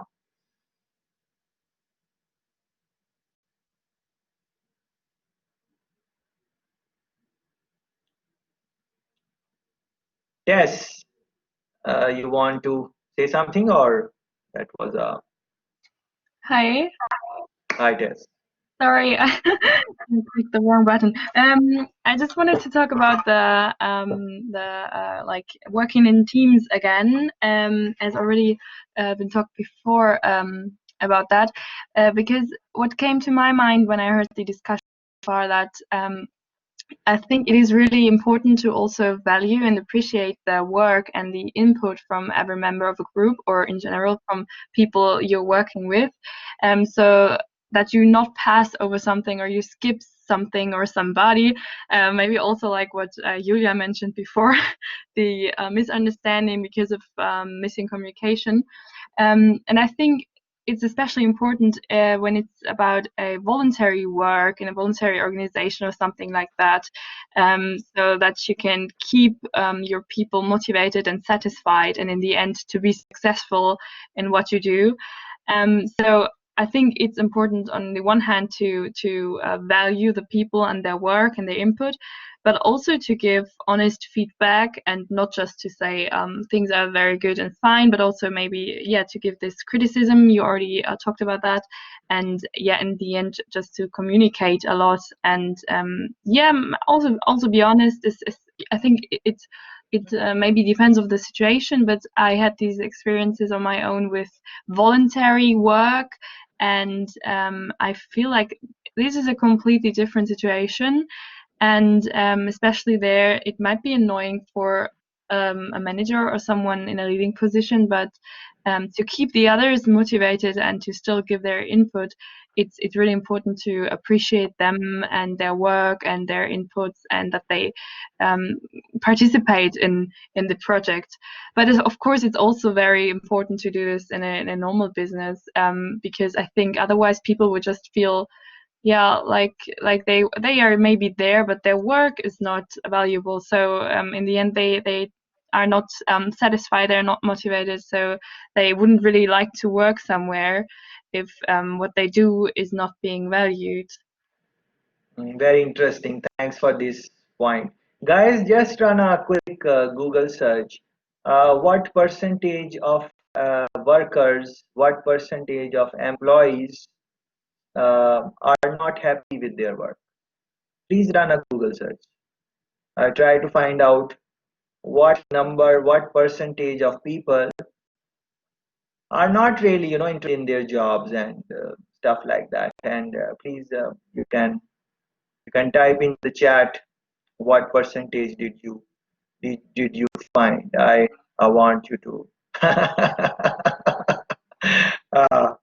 Yes, Vlad is saying everyone. Yeah, but think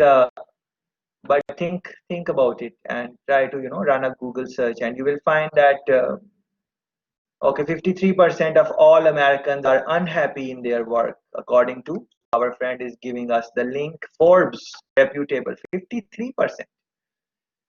Research on this. Is it 53%, or maybe it is more?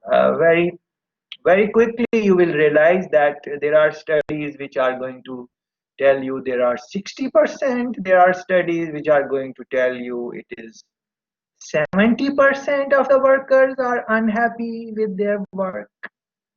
And you might also find, if you dig deep, that 85% of the workers are not happy with their work. Think about that.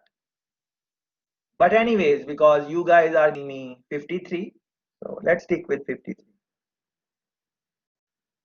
Yeah, think about that. Almost half the. That was only just one source. There are multiple sources in the article, and one article also mentions like 79%. So global studies reveal that 79% of people who quit their job are whatever. So there are multiple sources. Beautiful. Thanks very much, Balaz, for clarifying that for us. Balaz is telling us 79% of the workforce, globally speaking, is not happy with their work. Please reflect on that. 79%. I think we can round it off. Let's make it 80%. Yeah, 80% of the workforce. If you try a little bit more, you're going to find studies which are going to tell you 85%. But let me not depress anyone. 80% is good enough, yeah, for what I wanted to say. So 80% of the workforce is not happy with their work. And we are talking about being successful in international business, international markets. And Lena has given us some examples that sometimes work bosses don't take care of the emotions and stuff like that. Yeah, that was one point. Tessa has mentioned a couple of things. in those lines, and in that she's adding yet the honesty and that type of thing, and then the people are thinking that it does not matter, whatever. And then if in that circumstances, if there is someone like our friend Hedi, who is there in the job and she's interested and she's trying to bring new things in the system, and the boss says no, no, no, past was fine, previous practice was fine, then Hedi, who was in the remaining 20% or 15%, very quickly you will see that she's gone into that 80% or 85%. This is how it is. So you have to be very mindful about these things now. So this is linked with overall international business, your strategy, how you are going to keep people engaged, how you are going to tell them no when they will give you an idea and you like it. You can't just tell them that this is a foolish idea or whatever. You are going to, they are going to just, they might never give any idea again. So you have to be very mindful and link it with the choice of words, that thing which we were talking about. So please think about these things in your own time. Thanks very much for participating in this beautiful discussion. I really learned a lot, enjoyed a lot. I hope all of you learned one thing or another, even if you are not actively participating. Don't worry about that. In the future discussion, try to get involved, and it should not be the case that it is the same people who are making the comments all the time. Every now and then someone who has not spoken yet, they can come up and say, even if it is a line or two or three lines, that is fine, no worries on that.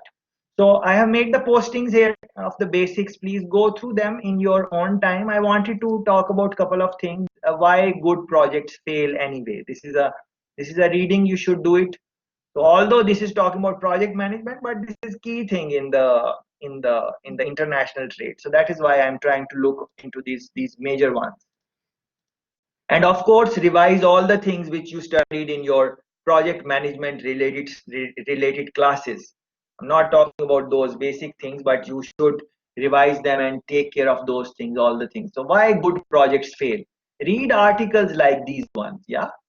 And they will tell you that what are the things, so for example, this one, managers expect they can plan for all the variables in a complex projects in advance, but they cannot. Nobody is that smart or has that clear a crystal ball. Please reflect on this.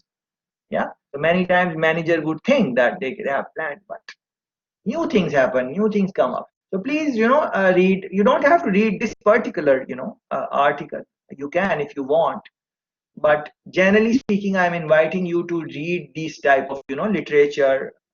Not in this week. Whenever you are ready and whenever you are, it will help you overall.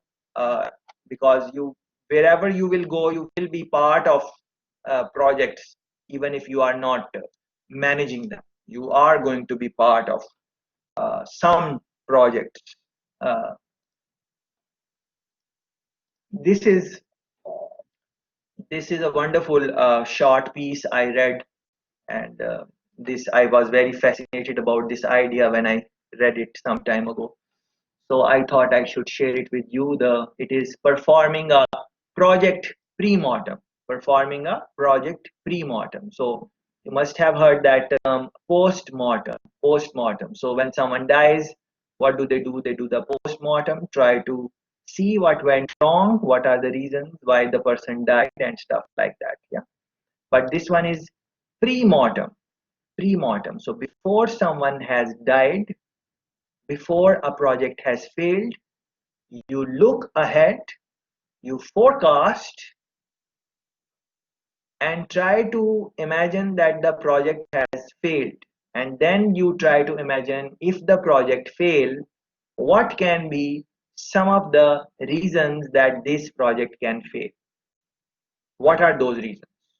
And then you start working backwards. So for example, well, no one of you is going to fail my course. I think so. Well, I know that, but just for argument's sake, let's assume that this is a project, is a course, is a project, international trade, and imagine that you have failed the course.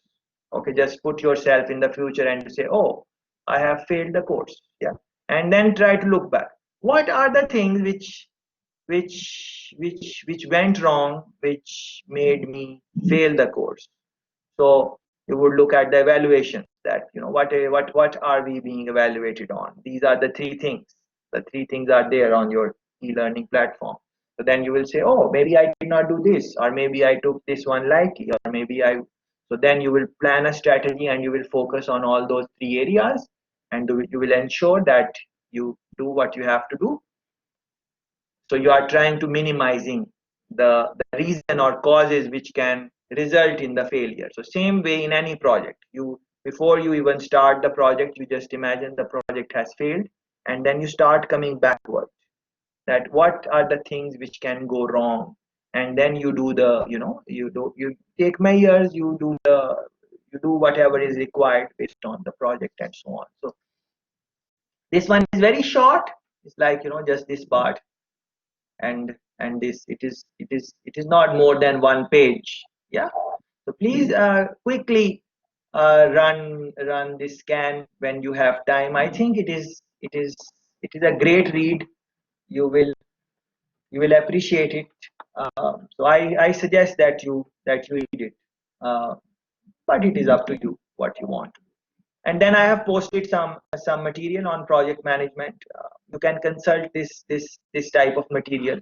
It is there just for your reference and stuff like that.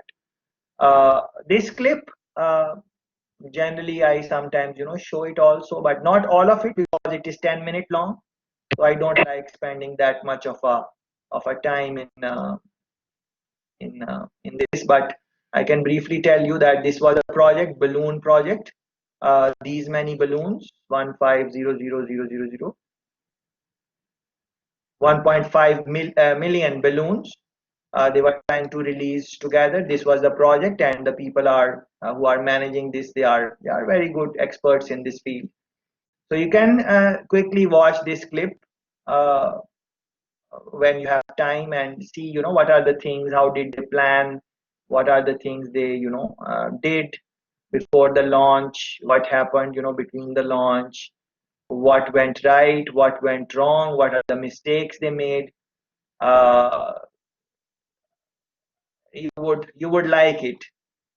And then how one thing is linked with another, and then one thing is linked with another. So a small error, and then it adds to that error, and then it become big.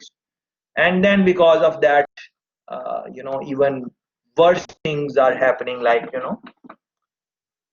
possibility of people dying from this. So unrelated things are related and stuff like that. So I like this example. So in your own time, you watch this clip and try to get hang of project management. Julia mentioned forecasting, and Julia mentioned weather. So this one is linked with that also, weather and stuff like that. And volunteer, what you guys mentioned that, so it is linked with that also. So I think you should watch it. Uh, Within our discussion, this thing came, risk management and stuff like that. Try to develop a basic understanding of the things which you might want to consider in risk management. For example, source analysis, problem analysis, objectives based risk identification, scenario based risk identification. I did not use these terms, but you are doing these things.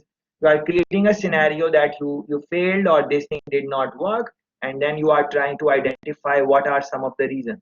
And if you reflect on this, you guys, your examples also fit into these methodologies. It is just that we did not use that jargon or stuff like that. These things like these, I'm sure you have gone through these things in your other courses and stuff like that. This is just a reminder for all of us. Like, for example, potential risk treatments, risk avoidance. Yeah, you try to eliminate, withdraw from or not becoming involved. Reduction, taking steps which can reduce the risk. Sharing, risk sharing, transferring risk. We do, for example, insurance and stuff like that. in international trade, you have to be very mindful of those type of things, because if disaster happens, who is going to compensate for the loss and stuff like that. So you need to think about that. Risk sharing, retention. Sometimes you just have to accept and try to think that well, I'm just going to pay the price and whatever, and see how project management, they are linking it with project management also here. So think about these type of things, and of course some risks you will be able to mitigate and plan against, and then some things will just happen. Just like one friend said that problems will just, I think Lara mentioned, problems are just going to come. So you should have that type of personality or demeanor or mindset that new challenges come, you take them one at a time, and you just don't get disheartened and try to do whatever you need to do, but using the tools and techniques. So for example, in your risk management related courses, they are going to give you tools and techniques. In your project management related courses or modules, they are going to give you some techniques. I think Alyssa mentioned a couple of techniques also, uh, when she was giving her example. She was the first one who started this discussion. So think about that, in your own time, of course. Forecasting, yeah, we spoke about that also in our discussion. You guys gave examples how you would forecast and mitigate against the challenges. I have shared some couple of examples. Distribution, for example, following link talks about one of the biggest distributors in the world, which is Amazon. How forecasting would be useful for Amazon? How do they forecast? What are the things they do? Of course, this one is a little bit old clip, so I encourage you to go on YouTube and run searches. What is the mechanism? Because Amazon is quite big business, and the value they create is that they ship you you get the product on time. Yeah, so that is the key thing of Amazon, that when you will go on the website, if that product is not available which you are looking for, you will get substitute products, and they are going to give you in a fast way and a reasonable price, of course. Yeah, the fastness, how fast, quick delivery is the thing on which Amazon is, you can rely on Amazon, that they are going to do it fast. So and they are using a lot of technology nowadays. I was looking at some clips on the use of technology on the in the warehouse of Amazon, and it was such a nice view, like the robots were running all over the place. And you can just run a YouTube search, and you will find, just type the words Amazon inventory house, inventory place, inventory room, and robots, and you will see how they are managing inventory in the short clips, 2 minute, 3 minute clips, and they are not even talking much. They are just showing you, what is happening, and quite interesting. You can read this. I have made some points here. Uh, in your own time, you can do that. Um, So forecasting, I think that is important. I've also shared this clip with you. This one is an old one. You don't have to watch it. You can, as I said, you can run your own search in your own industry, wherever you are interested, and try to understand what are the things they look in forecasting. What are the best principles? Because you would have to do some type of forecasting and dealing with all these issues and stuff like that in international business. The better your forecasting would be, the better your international business would be, and you will be making better money. The more your forecasting is off, the less are the chances of success in international trade. This is one paper which I would want you to reflect on. But this is not a reading for like undergraduate level. They use some terms and stuff like that which are maybe a little bit not easy. But you should read it, because it's not about examination or anything. No one is going to ask you in the exam that elaborate on 6 rules of effective forecasting and write on them. Nothing like that. So it is just for your exposure. So it is good that you, at least if not all, you just look at the major headings and try to reflect. And if you like any rule, you can read that in a better detail whenever you get time. Yeah. So I'll quickly go through maybe a couple of them. Define a rule number 1, define a cone of uncertainty. Yeah, this is, I think, very interesting point, defining a cone of uncertainty. So you are looking to forecast in the future, you are looking, and you are not just saying that, this will happen. No, that is not good technique of forecasting. You are saying this can happen, and this can happen, and this can happen, and this can happen, and this can happen. Yeah. So a cone, in the cone, you see how the cone is. It starts very, very narrow, but as it goes, it kind of widens. So that is the cone of uncertainties. These are uncertain things. We are not sure where it will go, but this is the cone within which it will go. So this is one end, and this is another end. So you define your ends, that this can happen. Within this, what will happen? So for example, your module, what would happen? What is the score? It's out of 50. 50 is the score. Yeah. So what is the cone? So you can put, so overall the cone, you can say it is from 0 to 50. So, and if someone can get any score from within 0 to 50, but no one is going to get a 0, and no one is going to get a 50, of course. So what is the cone of uncertainty? It is, you will look at your own, how much effort you are putting in, what is happening. So many other factors are going to come in, and then you will say, okay, I think I will not fail, I will pass. So if 25 is a pass score, I will get 25, and then I think I will get something around 35. So within 25 to 35, that is my cone.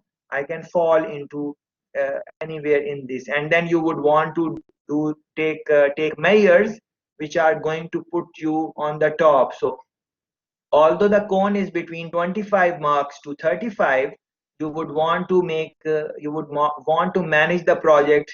You would want to have strategies which are going to put you closer to 35. So you'll say, okay, 25 to 35 cone, but I'm okay if it is 33, 34, something like that. Yeah. So that is what it is. So in international business, you can't be certain, because after all the research work, everything, you never know unless you really go venture into the market. You really can't really know. But you can have a cone that definitely you can. That, okay, these are the different things which can happen. This is what can happen, and within that, now you can play with that. So I really like, and then it is not just that, it is quite a fascinating concept, and then they elaborate on it. So if you like this point, you can read on this end. Same for mapping the cone of uncertainty, how you are going to do that. Yeah, this is how it would look. Yeah. So and when you read and you don't get something, don't worry about it. No problem. Everything is, you will learn in your own time when the time is right. But at least scan through it, so these pointers are there, and then reflect on those, and then maybe take 1 or 2 pointers from the article, and it should be fine. Uh, Look for the S curve. What is that S curve? S curve would look like S. So it is not stable, it is not straight, it is up and down, up and down, up and down. So in international business, when you are going to face the same thing. You will go up, business will go up, challenges will come, it will go down, then you will do something to bring it up, and it will go down, and in going down, it is a possibility that it can crash also. It is a possibility you can lose interest also. It is a possibility that your employees, workers leave you. That is a possibility. It is a possibility that the international market reject you and you come back home. Anything can happen in the down.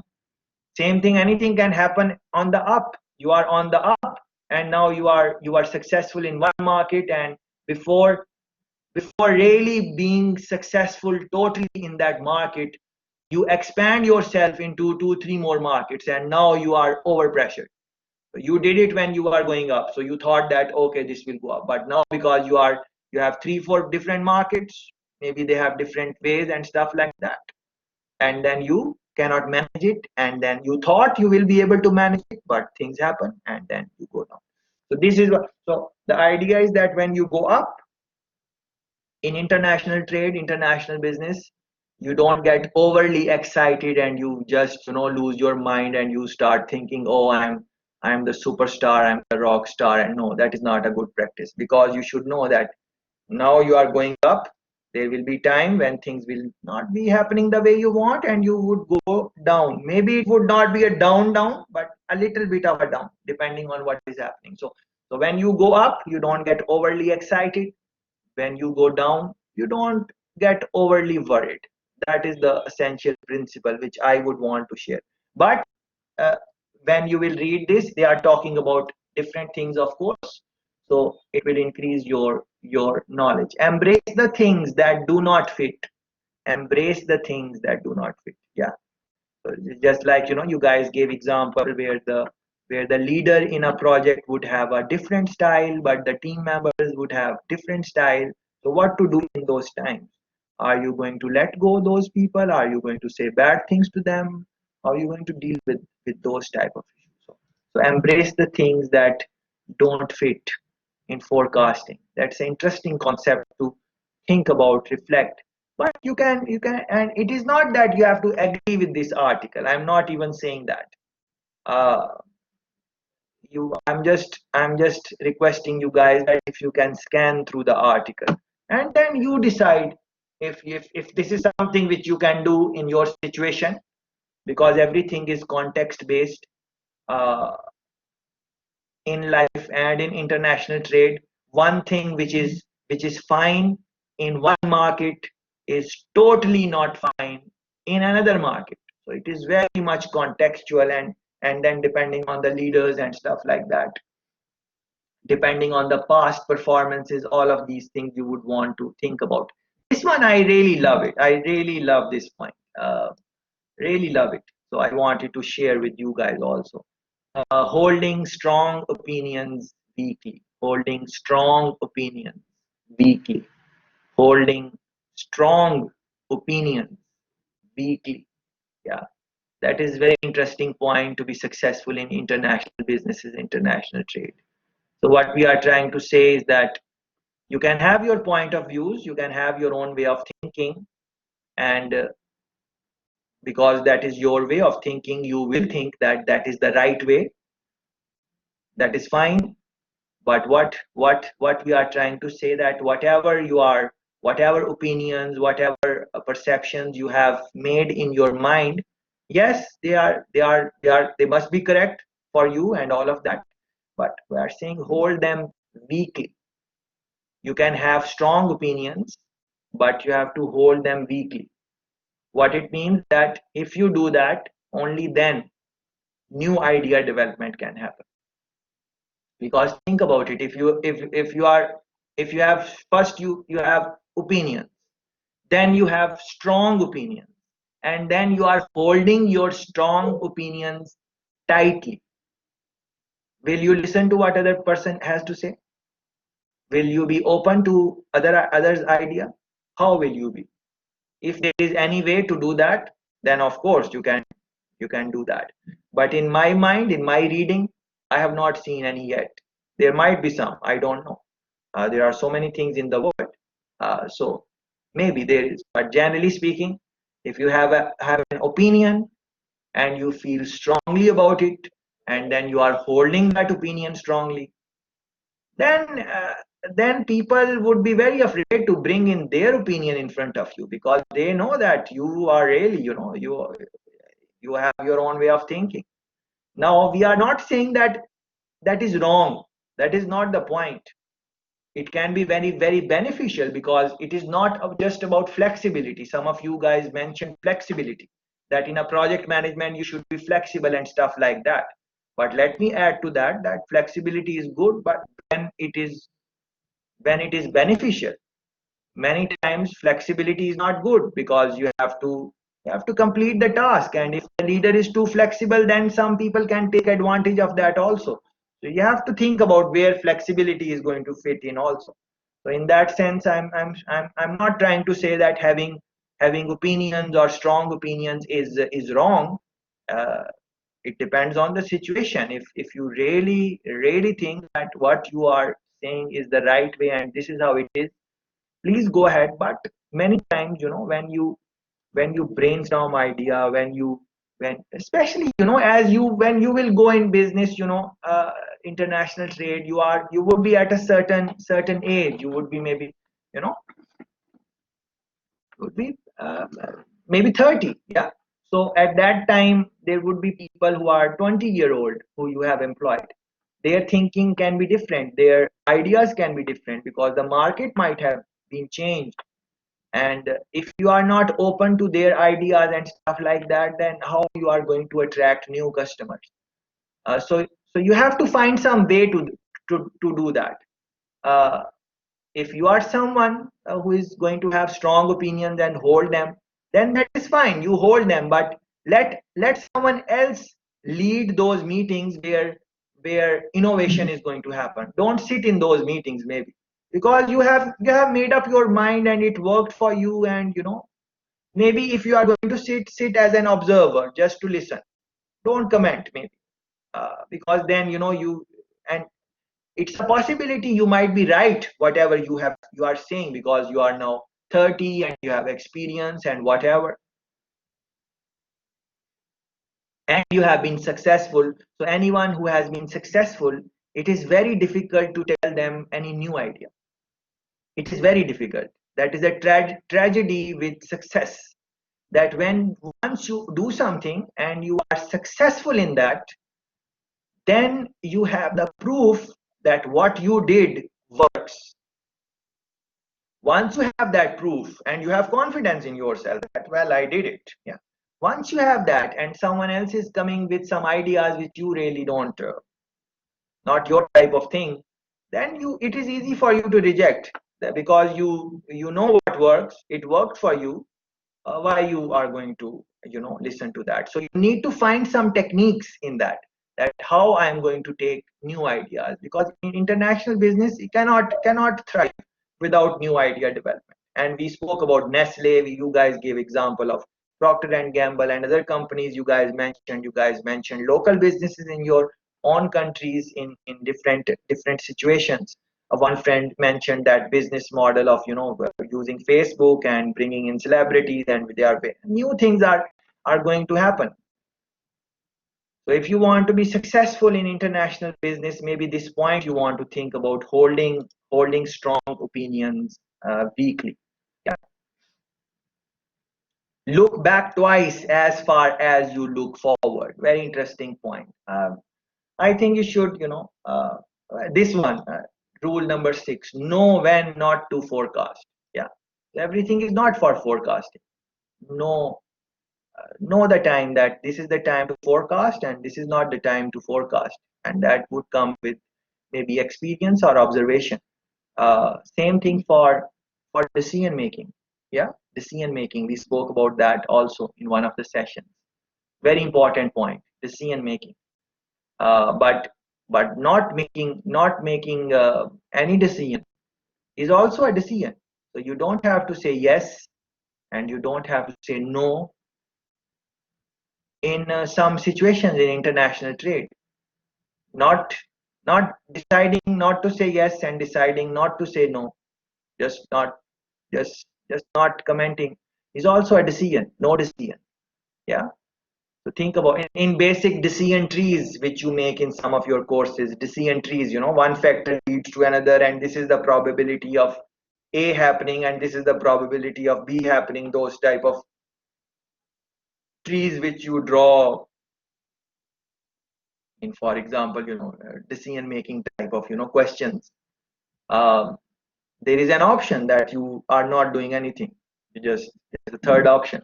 So think about that also. Yeah, another thing I wanted to talk about as supplementary, again, all of these are supplementary conversations, which assist international trade. The next thing was continuous improvement. Yeah, so please think about it. I have made extensive posting on this in your own time. You look at it. I want to show you this clip quickly. And I have turned on off the volume. Yeah, so please look at this one. See what is happening. The girl is trying to climb on a pony. Yeah, see what she's doing. So, but let me start it again. See again. See what she's doing. Same using the same technique 3, 4, 5 times. She did at it on her 16th attempt, 1-6. And look at that little smile, cute smile over there. She is quite proud, and of course we are proud of her. But reflect on it. When she was trying, she was failing, and she was not really, bothered about that. She just kept on trying, focused on her goal, and using different techniques, and eventually she made it. 16 tries, and she made it. So to make it in international market, international trade, it is not going to happen in first try, first attempt. If you are thinking that you are going to launch your product in the international market first time and there you go, you are going to catch the success. Maybe it will happen for you because God is very kind if you believe in God. but but generally speaking, that is not the case. It is typical this picture which I showed you. You just have to be relentless, try again and again. Don't worry about failing, just learning from your past experience, modifying your techniques. And in that, if you have some people who can help you, encourage you, and so on, it always helps. But this is something which you want to maybe reflect on. And then these other things I have added. Continuous improvement is on different aspects of international business. So for example, continuous improvement in organization. What type of structure would improve the quality of productivity? And shortly we will try to have a little discussion on organization and structure of the organization also, if time allows us, which it will definitely. So this clip, this TED talk, I have watched it like I think many times. Many times I watched it. So I learned a lot. That's why I'm sharing this with you. He gives you some principle. This guy, amazing points he's giving. It's a short to the point clip. Uh, Please watch it in your own time and reflect on what he's saying, and then continuous improvement in all aspects, whatever aspects we have covered so far or we will cover in our remaining engagements. There are readings on this. You can when you have time, you can go through them, see what you appreciate and what you like, and make your own final conclusions on that.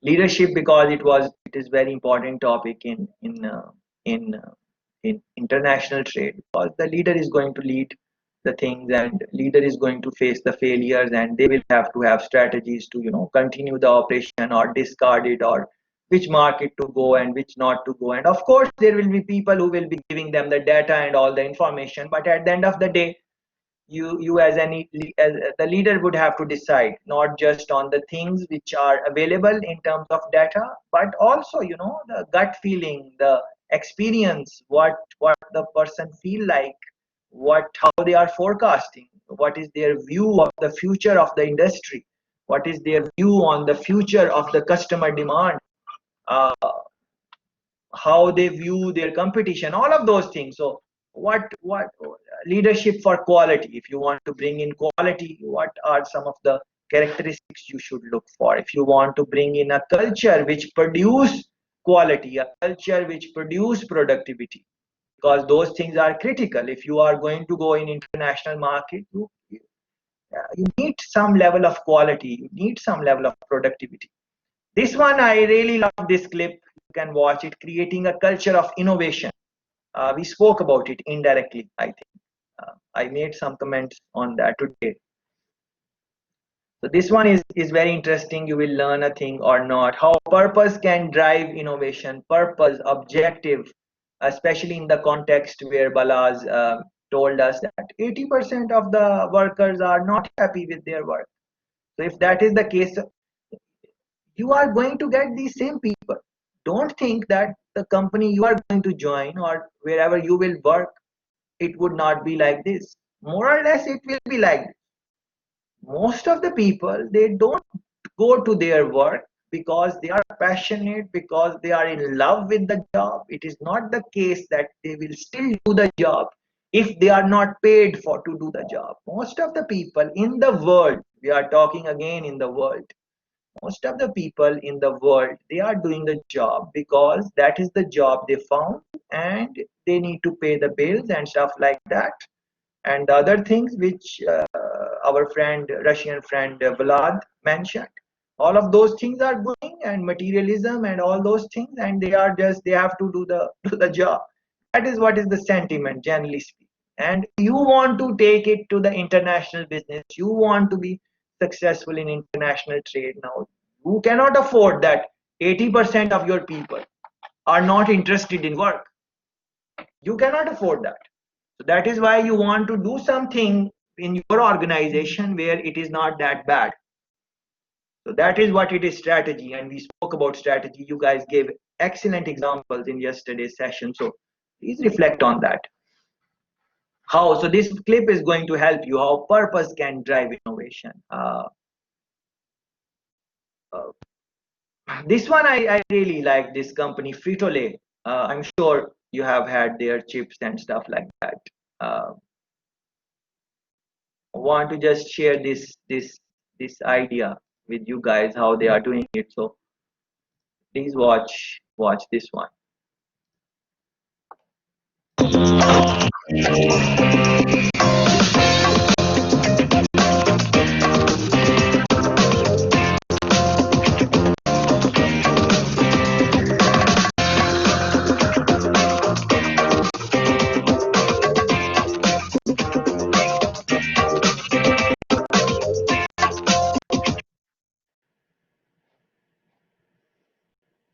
Yeah, so what they are trying to do, they are trying to, show you how they are making the chips, like as you buy them. So this is the machine which they have, Lay's machine, and people are going to select their potato, and they are going to come and put it in the machine, and the machine is going to make it for them, and they will see how it is made, and right away they will have that packaged for them, and they will be able to enjoy it. Now you can see the process. Someone has put the potato, and now they are they are showing you on the right hand side, they are showing you the steps also which they are going to take.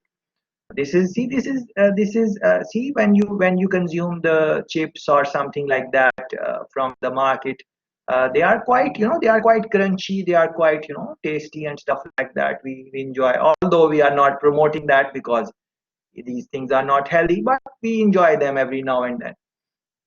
So think about it, when they will be freshly prepared like this, can you imagine the quality? And you might get even addicted to these because they really really nice taste. And then it is packaged, and it is just like that. And this is in a grocery shop. You just do that. Now the child is doing that. So what is happening? The child is putting in, it's kind of emotional.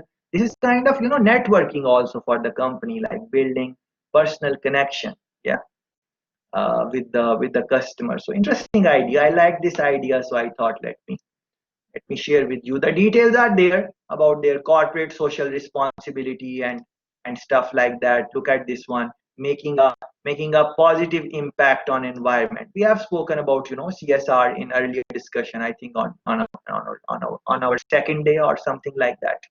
So reflect on that conversation, and then some details are there. Please read it in your own time. I'm giving you example of FedEx here.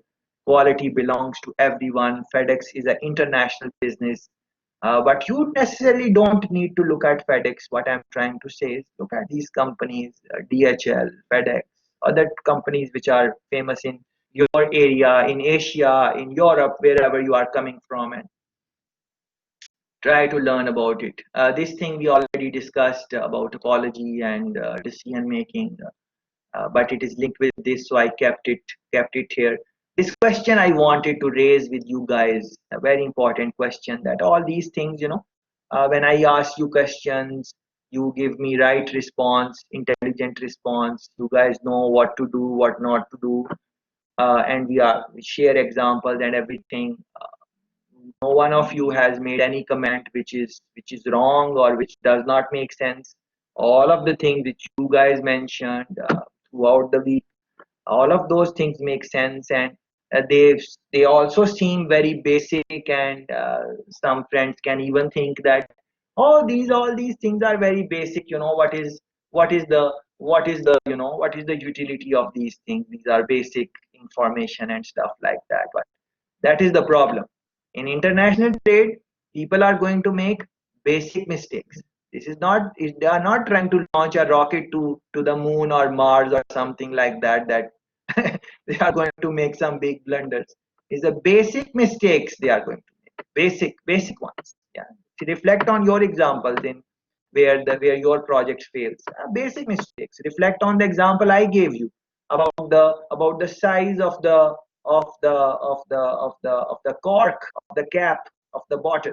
Well, this is a basic mistake, but the impact is not basic. Impact is very huge.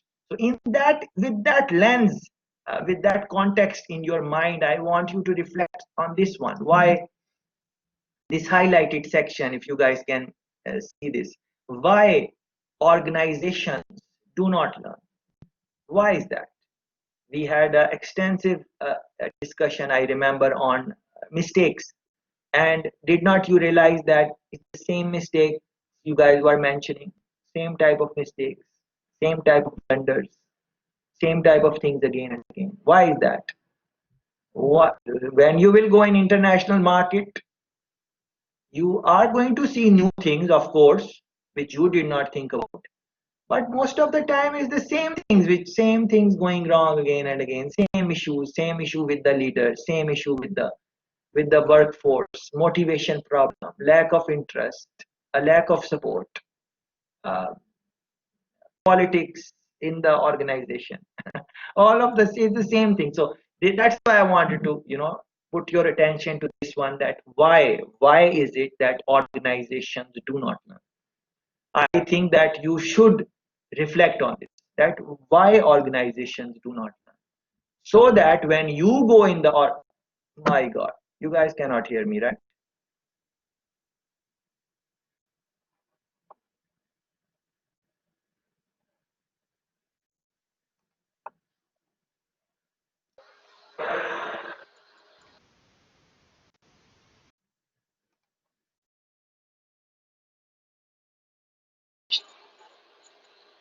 We can hear you, it's okay.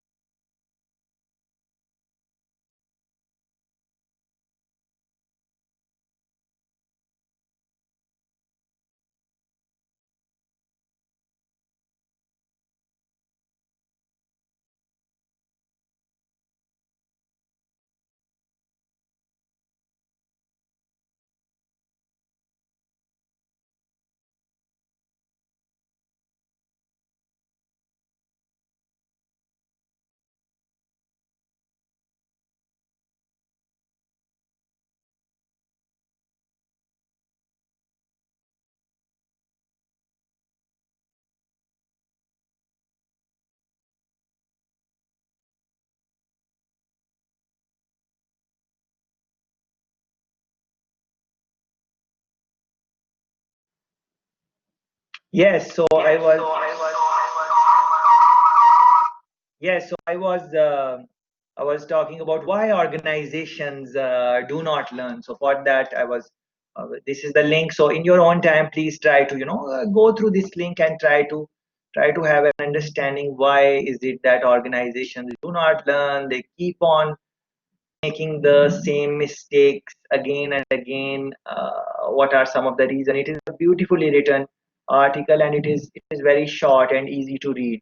Not difficult to understand. You guys will appreciate it, I'm sure. A fear of failure, that is one thing. A fixed mindset, over reliance on past performance. You have been very big in the past, and you are so much confident you going into international market, and there you go, you fail because you are also confidence is good, but then overconfidence and different biases they are talking about. Embrace and teach a growth mindset. Growth mindset. What is growth mindset? Try to learn about that and stuff. So yes, in your own time, I think. Look at this one. Challenge number 2: lack of reflection. Yeah, you guys mentioned staying in the moment, stopping, slowing down, all of those things. Exhaustion, yeah, many times that would happen. So in your team you need to be thinking about that. They are exhaust. You cannot keep on you have to be sensitive about that also. But then the dilemma is that you have to perform the things on time. So you have to deliver things, projects, everything on time, and you have to manage your workers that they don't exhaust. You don't want to get exhausted also as a leader. Remember that one of the friends mentioned that in the start she thought that she will be able to manage different tasks, and as the project went on she realized that it is too much, and she might need help and stuff like that. So this type of, what I'm trying to say, this type of reading, a quick read, easy to read, not long. uh, Try to read these type of literatures. They are going to uh, help you, not just in international trade, but wherever you will go, I'm sure. So this one is again, increase return on failure. Increase your return on failure. So you have read about, in your finance related classes, return on investment. That is a big thing, in international trade. So you are going to invest, you are talking about FDIs and stuff like that. So that is investment, but what is the return on investment? ROI, return on equity, those type of terms which you are familiar from basic finance related courses. But this is a new one. Your return on failure, ROF. Have you heard about that? I am assuming maybe not. Maybe if you have, very few people, maybe one or two have heard about that. But that is where I want you to focus on that. You are going to fail. There are things which are going to happen which you did not plan about, and things are happening. So you need to when you fail, you need to have that mindset, that growth mindset, which I just uh, pointed to you a while ago, that you learn from your failure, so you increase the return on the failure. This is an exceptional article on this. Increase your return on failure. Please spend, it's a short one, nothing hard to read, very easy language. You will understand totally. They are talking about learn from every failure. Yes, we know that, but they are telling you how you can do that with basic steps and stuff like that. Step number 2: share the lessons. If you realize, we already shared our lessons. You guys told us that throughout the week. You are telling us that, oh, I made this mistake, oh, this thing happened and then I did that, oh, that thing happened and then I did that. So all of that is sharing of lessons, and then they have this nice layout. You can think about that and make changes to this. It is not final thing. Based on your own circumstances, you would want to look at, review your pattern of failure. Yeah. So all of these things, and then they are giving very nice examples. I don't want to talk about those things, because I want you to read those things in your own time if you are interested, and develop your own uh, view on these things. uh, your own perspective on these things. Rewarding failure. I asked you guys to run some searches on this. That are there any companies you are familiar with that they reward failure? Have you heard this thing? So we know this, that when you get success, when you get a position, when you get some accomplishment, you celebrate. Everyone celebrates that. But what about failures? When we fail, when things don't go the way we wanted them to go, are we celebrating those also? Because think about that. Uh, if we are taking the steps which are here, increasing return on our failure, those failures are our asset. Because if we don't repeat our mistakes and learn from the past, then that these are the initial steps for success. Just showed you the clip of that little cute girl who was just learning from our past, changing her strategy on every jump, every other jump, and she, after 16, 17 failures, I would not even call them failure, they were just lessons, I would call them. And then she realized this is the way. But if she would have stopped after third attempt, fifth attempt, 10th attempt, if she would have stopped, then that was a fail, because she stopped. So what is a fail in international business? When do you fail in international business? You fail in international business when you would give up, when you would not try again, when you will think it is over. Otherwise, there are so many examples that in the first attempt, third attempt, the business is not successful, a lot of money is gone, but then the business owner, somehow they thought that if they do things differently, they can make it, and many times they make it. But you have to manage the risk in this. There is a big risk. It is a possibility that you will fail, and when you fail, you will lose your brand and you will lose the money and everything. So you have to think about those things. So you have to careful managing, and everyone is not going to be successful in international trade.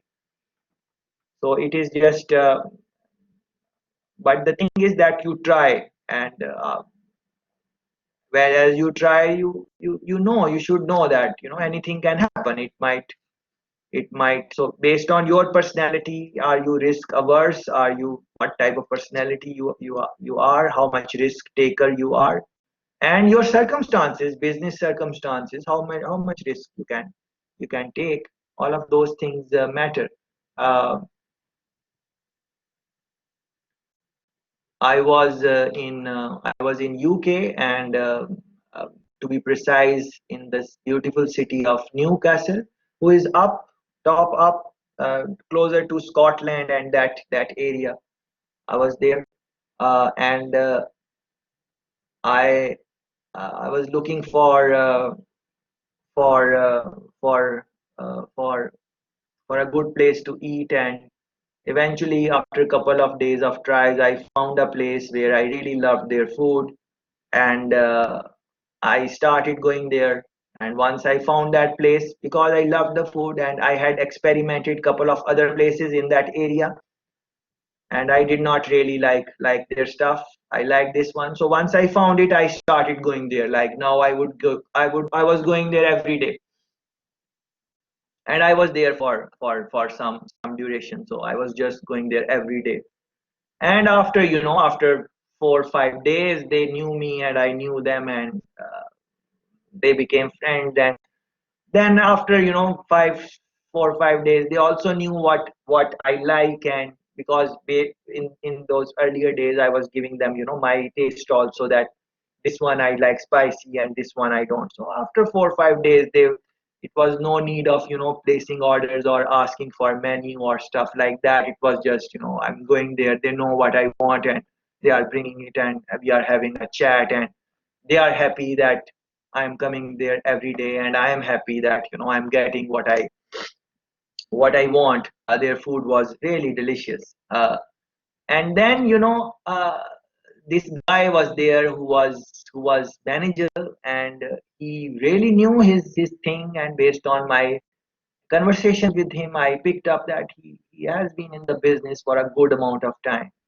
and we were talking about different things. And one day I asked him that, you are so good, and this thing, and why don't you start your own business, your own project, and you will be fine, because you know all of these things, the sourcing, the where the products are coming from, you are good in public relation, you talk well, you dress well.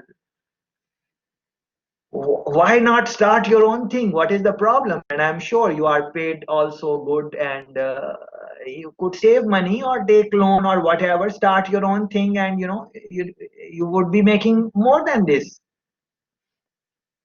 So he told me, because by then we were close enough, he told me that I did try, and I worked for these many years, 10 years or whatever, and I saved money and all of those things. And then I tried opening my own business, and things happened and it did not work out. And all of that story made me sad, but the way he was telling it, he was not sad about it. He was okay with that. He saved money. He tried his luck. It could have worked. It did not work. No problem. He tried. Now I asked him that, what about now? Do you want to try it again or not? And he said that, no, I am not going to try it. I have this job. Even if I lose this job, I have experience. I can find some another job. Nothing is wrong in this. This is perfectly fine. You have to know your own personality, what you can take and what you cannot take.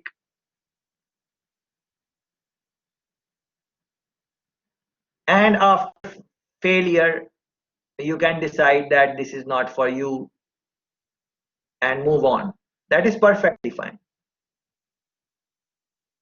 And this is the same thing which I said to him also, that I'm happy you tried. At least it would not be good if you did not even try. But to you guys, I want to say this, that why would you think that this is the first time you are going to start your own business, your own restaurant? You have experience in the field, but you have not started a business from scratch, your own business. You are working for someone else. So when you started it for the first time and you failed in that, and now you don't want to try again, why on earth you thought that I would start my first restaurant, and because I have experience, I will be successful? That is the question to be asked. Why did you think that this is the first time you are going in an international market? How you can think that you will be successful? So with my style of interaction and whatever I do, of course, I don't do it online. We are doing it online because of COVID-19. Before that, I have not done this. So I don't know how to engage people in online environment, period. But I do have 2, 3, 4 years experience after my graduation of interacting or doing the way I want in my university. Now this is the first time I'm engaging people online. Yeah. So I might be very good in my whatever I do in live interaction, where it is not online, it is face to face. I might be very good. So if I am good, now I'm going into this new forum. Not just new forum, new culture, new environment. You guys are coming from different countries. Your view of point is going to be different, how I am going to say the things, of course. Yeah. So now on my first attempt, as I am going online in Europe, if I start thinking that I am going to be a superstar and I am going to be exceptionally successful because I am very successful here,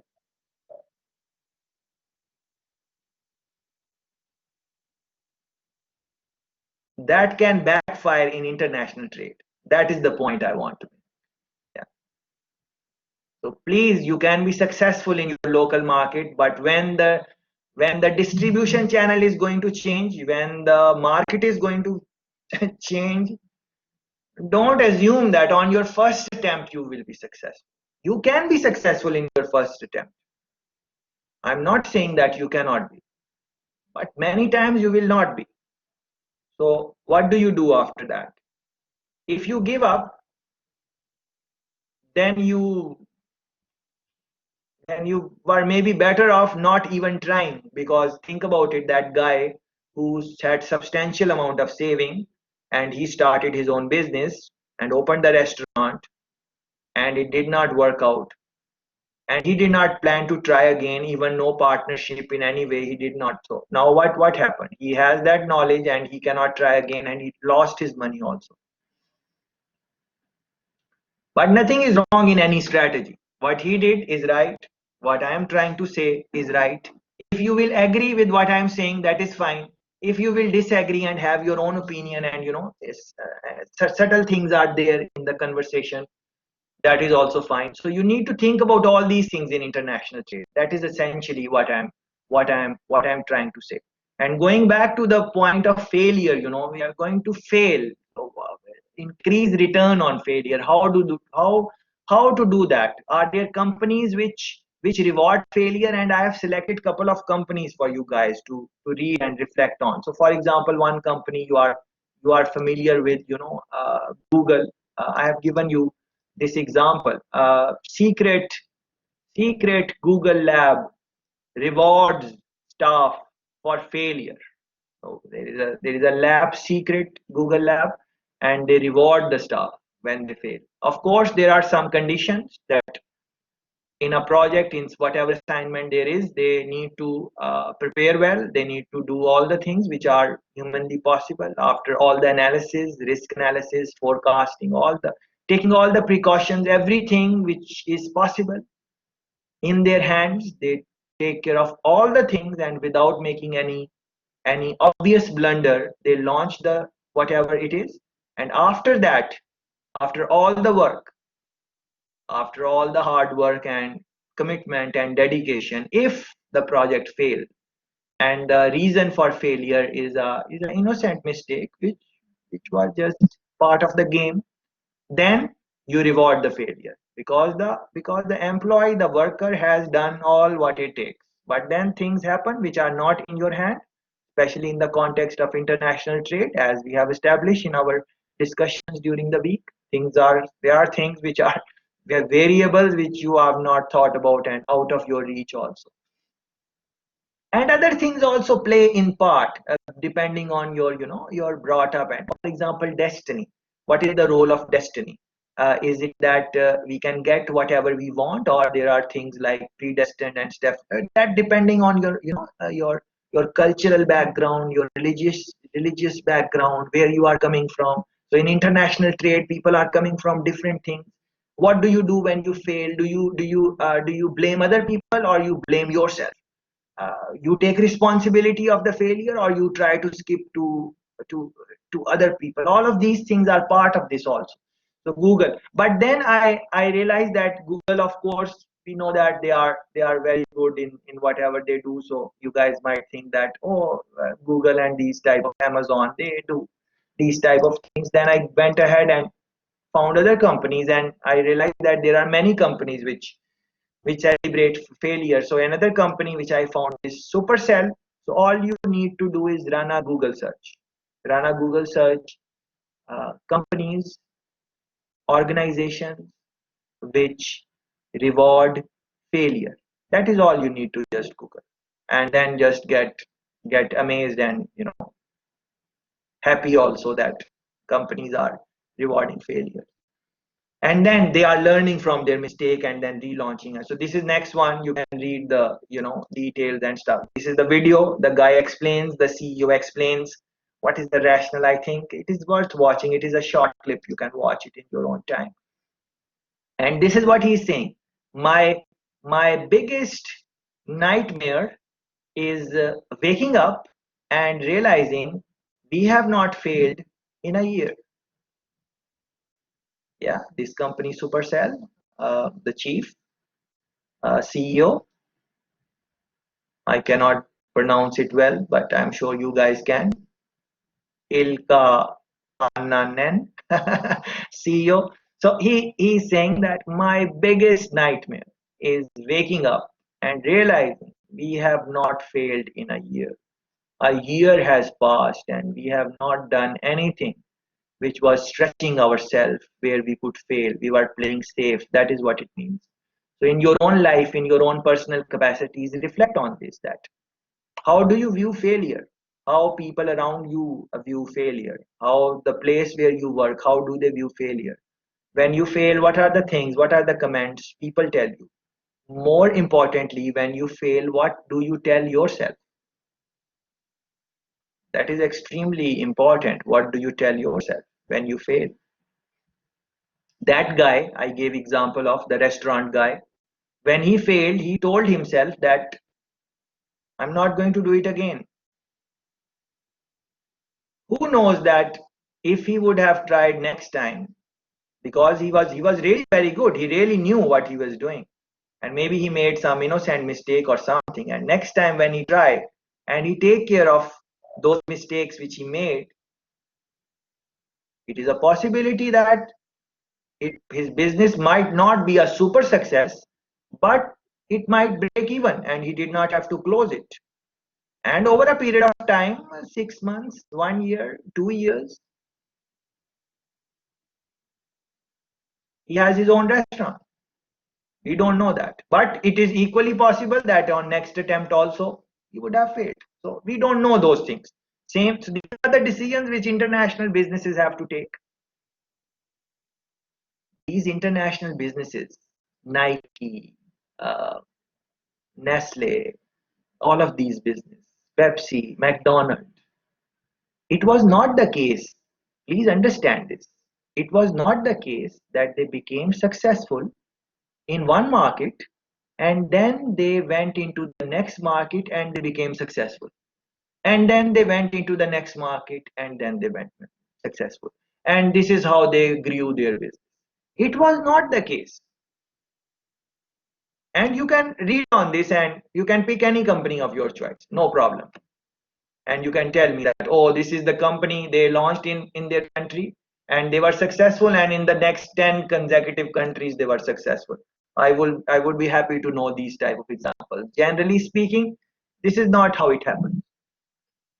They make a lot of mistakes in the domestic market. They learn over a period of time. The person who is in charge, he has spent all of his life in the business, and then he starts something and it gets successful, and next market not successful, and so on. So with that lens, now try to imagine that Pepsi, Coca-Cola, McDonald's, these type of companies, they are now like Starbucks. You guys saw how Starbucks failed in Australia and Vietnam and other countries. Some of you gave examples also. Yesterday's session, if you guys can recall. But look at it, Starbucks is how many in how many countries. So once you become successful, no one really talks about, oh, no one says that Starbucks is not successful in these 3 markets. No one says that. Everyone says Starbucks is available in 50 countries, in 70 countries. How big is the business? Yeah. So the journey is like that. You need to reflect on this, especially this line, my biggest, and reflect in your own life. I would want you to link it with your own private personal life, because all of us are not going to go in international trade and stuff like that. Maybe we will just have a job or something like that. So this is very important. You need to do things where you fail. Of course, a managed fail. You don't want to fail that you are just bankrupt and you can't manage it based on your capacity, but it is nothing is wrong in that. And this literature, you can go through that and then make your own personal choices. uh, Continuous improvement, that is what it is. I think we spoke about that. And then I have taken the case of United Kingdom, uh, and showing you these clips. It is a nice series, short series. I think every clip is like, it's a short one. They have a couple of episodes. They are talking about United Kingdom and national productivity. Yeah, so I think you should watch this one also if you have time. If you don't have time, don't worry about it.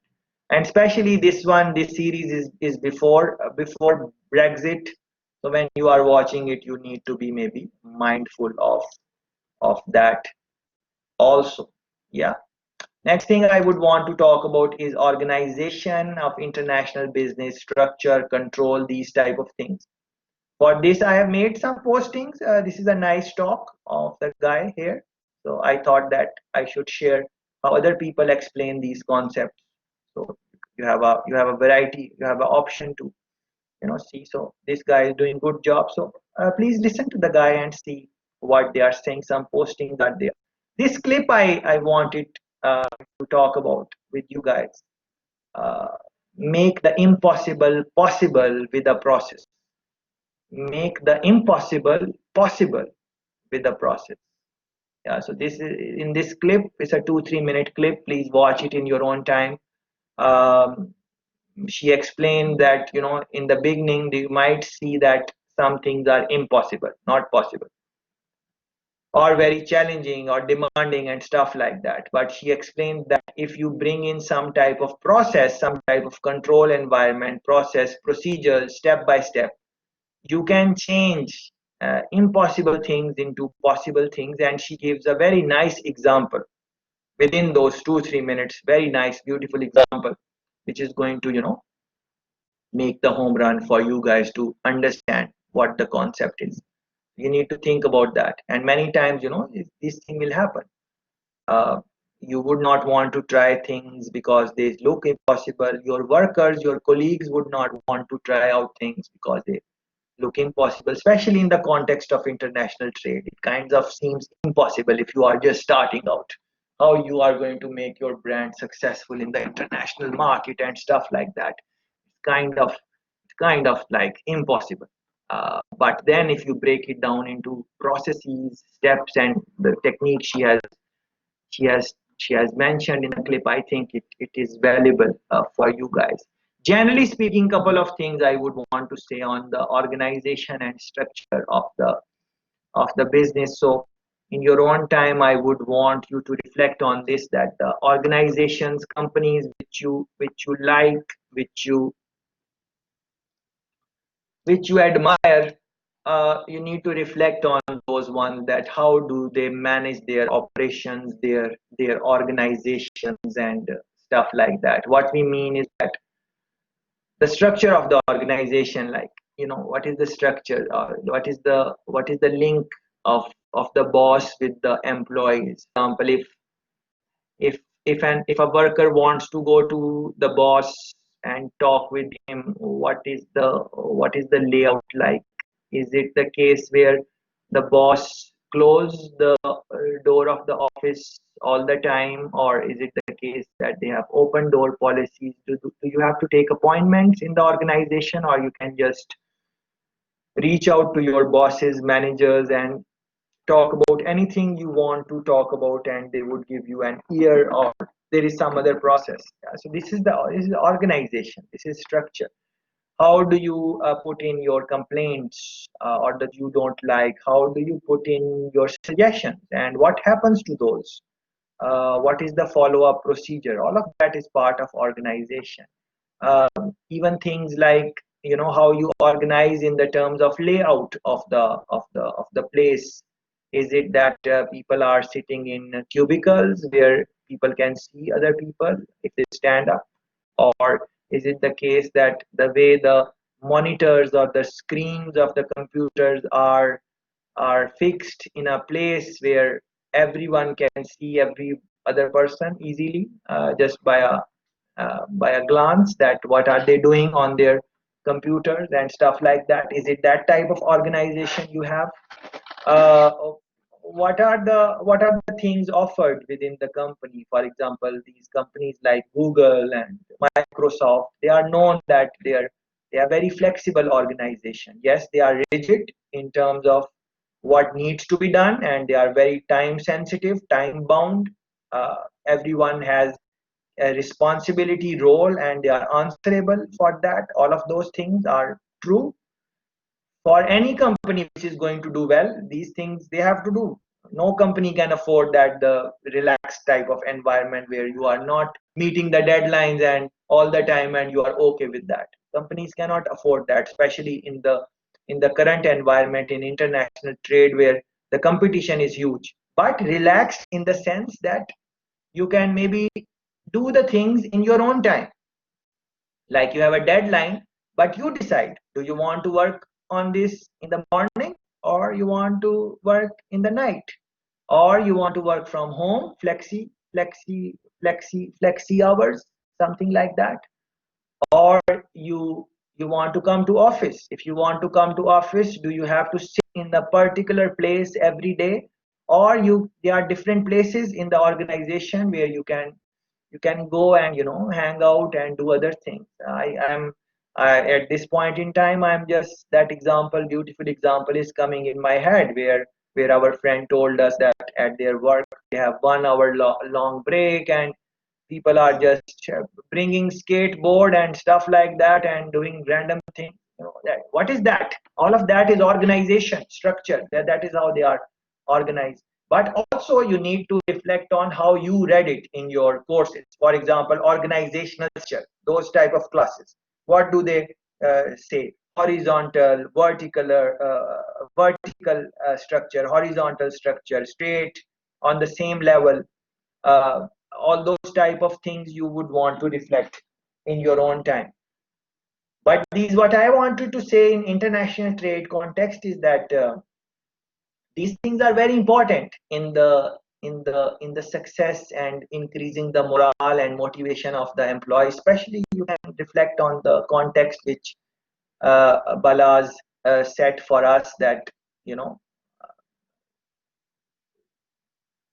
80% of the workforce is not happy with the work condition, work environment, or they don't just rate their job, they are not motivated. So these companies who become international trade and internationally successful in different markets, different cultures, these are the things they are doing. They are giving some job enrichment, some job enlargement to their workers, some flexibility which you guys spoke about. So that type of flexibility they are giving to their employees, that type of some control in decision making, that if one friend wants to make some changes in her job in terms of improving efficiency, effectiveness, yes, they can do it, no problem. Let me share some examples with you guys instead of taking you, because we don't have much time. So the examples I can think of is, let me think, Amazon. Yeah, Amazon is a wonderful example is coming in my mind. So in Amazon, customer complaints, customers dissatisfaction, customer is not happy.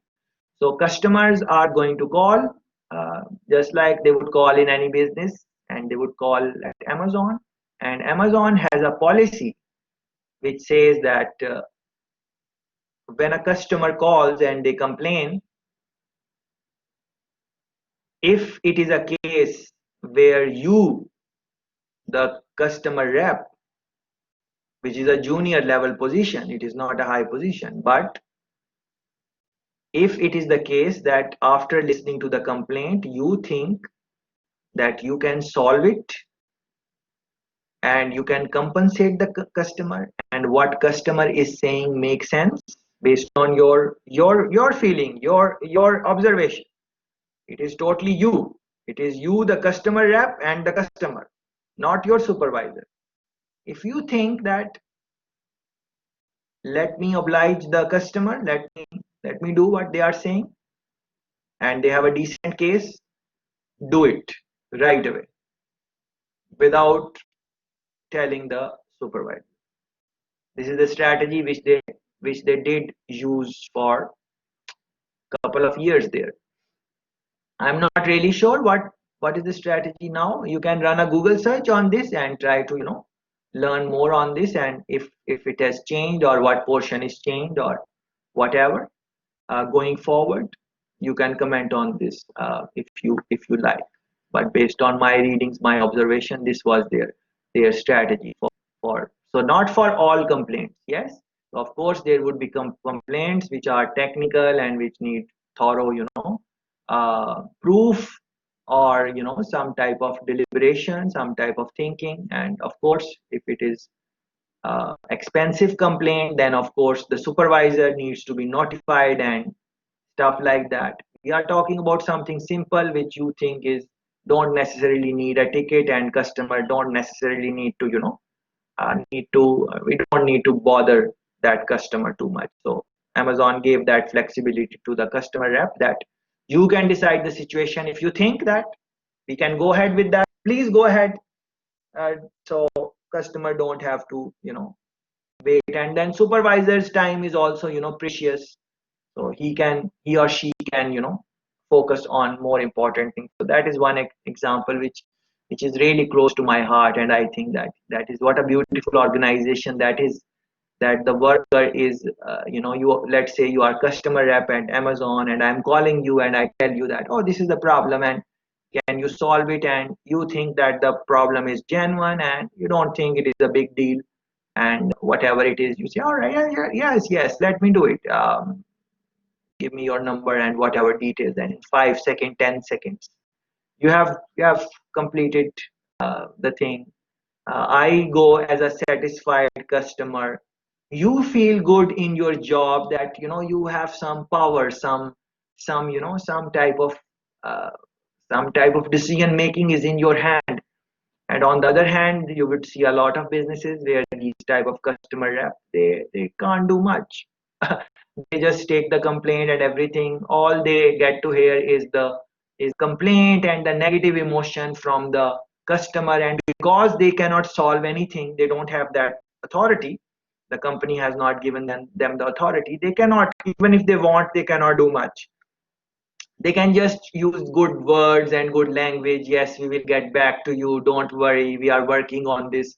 Outside of that, they cannot do much. So their satisfaction is not going to be at the level where another worker who has some liberty and stuff like that. Same thing in restaurants. You go as a client in a restaurant, something happens, the person who is your attendant, if he is given some type of some type of decision making in their hand, maybe they can just solve it, but most of the time they won't be able to really solve it. The manager would have to come. You would have seen it in businesses, uh, restaurants. If we are talking about, you go to a restaurant, you have a complaint or you are not satisfied, you call the girl or boy who was serving you, and you will realize that they cannot do much on that, and they would have to call the manager and stuff like that, and manager would come in their suit or whatever, and they will ask you, and then they will decide and whatever.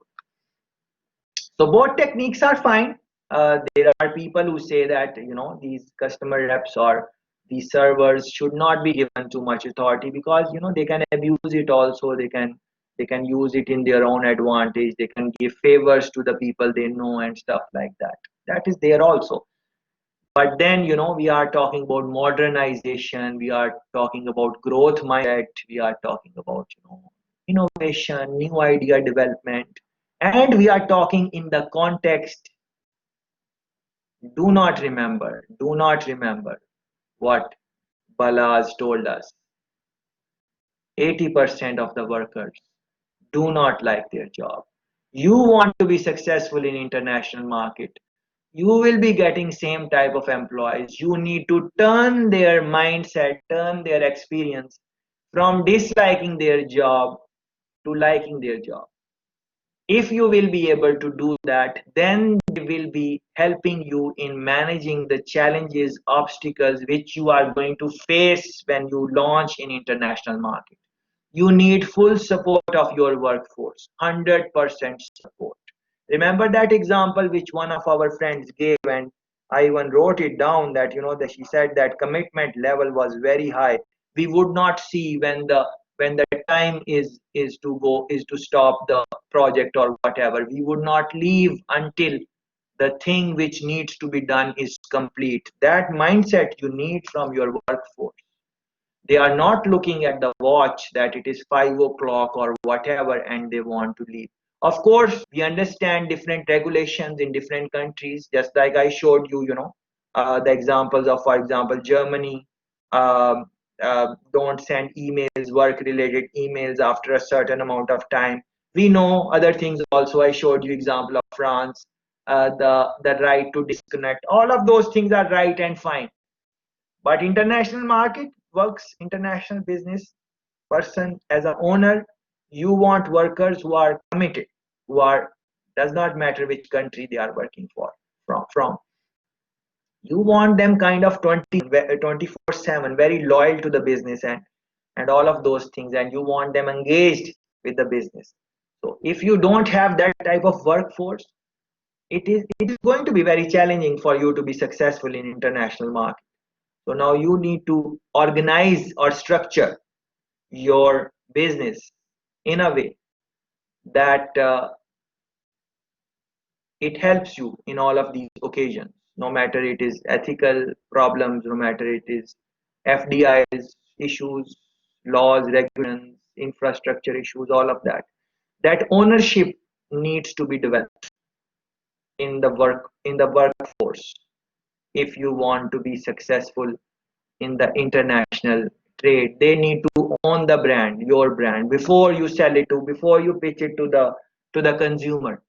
If you're, because consumer will see, how passionate you are about the job. If you are not passionate yourself, they don't really care. When I'm talking on anything, if you don't feel that I'm talking with passion and interest, and I really want to talk about this thing, whatever I'm saying, you will feel it. Although you are just listening to my voice and maybe looking at my video also, but you will feel it. If I am not interested, how I will gain your interest? How I can ask you to come and participate and share your example and this and that and that? Very, very quickly I am going to lose you. Same thing in international. If the worker is not really into the thing, and it is going to be very hard. So look at these organization structures. These are good case: Facebook, Microsoft, Google. And in your own, Netherlands, for example, very amazing, organizations, structures are there. Netherlands, Holland, yeah. You guys must be familiar with those layouts. I was reading this article about Netherlands, and very interesting stuff I read. They were saying that after work, like 5 or 5:30 or 4:30, whatever is the time of after work, when the work finish, the desks on which people are working, they are hooked with a rope or some string. So at the time when the thing close, when the business should be over, automatically those desks just go up. They are on timer. So on that time, when that is shut off time, work is over, the desks would go up and just go in the ceiling, and now the whole of the space is open, and now people can do different activities there. They can play, they can dance, they can do whatever they want. Can do yoga, all of those type of things. Mind exercise, mindfulness, living in the moment, those type of things they can do, or they can leave, no problem. But desk is not there. Time is over, desk is going to go. What is that? That is organization. What is that? And think about this. When you have less time, you can accomplish sometimes more. It is just like, when you have 1 week to complete something, you might not start on the initial days, but when you have last minutes, you just quickly Try to do that. Same psyche happens in these environments also. When you have very less time, when you know 5:30 the desk will go up, you try to complete your time. Your time on the work is spent very well focused, because you know very soon it will be over and desk will be gone up and you will have. So these are some of the things which you need to reflect and think about based on the organizations or structures which you have seen. So I invite you to look around, even the places where you not worked yourself.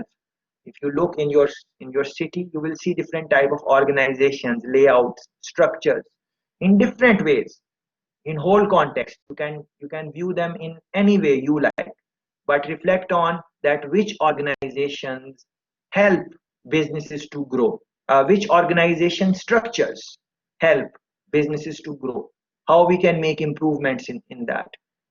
Based on your own experience, try to reflect that in which type of setups you enjoyed working. Because remember, one of the friends very clearly mentioned that she really enjoyed her job, and her boss was very good and all of those things, and she might miss when she is going to leave. Today one friend mentioned it earlier on also in one of the conversation, that same conversation about 1 hour break from that work where they were skating and doing same thing.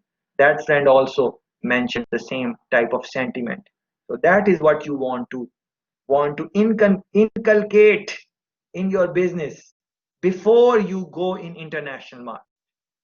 Then it will be easier. Yeah. So these are some of the thoughts which I wanted to talk about. Next thing is exporting, importing, these type of things. So that for that I have made some posting. You are going to reflect on this in your own time based on the discussions earlier, not today's discussion. I think couple of days ago we were talking about. I think yesterday we spoke about this export, import. You guys mentioned stuff like comparative advantage, absolute advantage, I think, and stuff like that.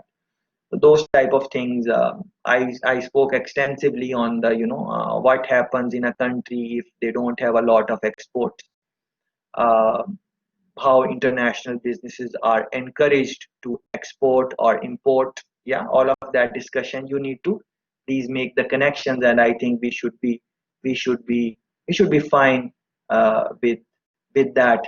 But also recall, the discussions you would have had in the economics basic introductory courses. If you had any in those type of courses, you talk about these type of things. So basics, try to cover them, and try to reflect on that. With this, I am stopping my official engagement. Thank you very much.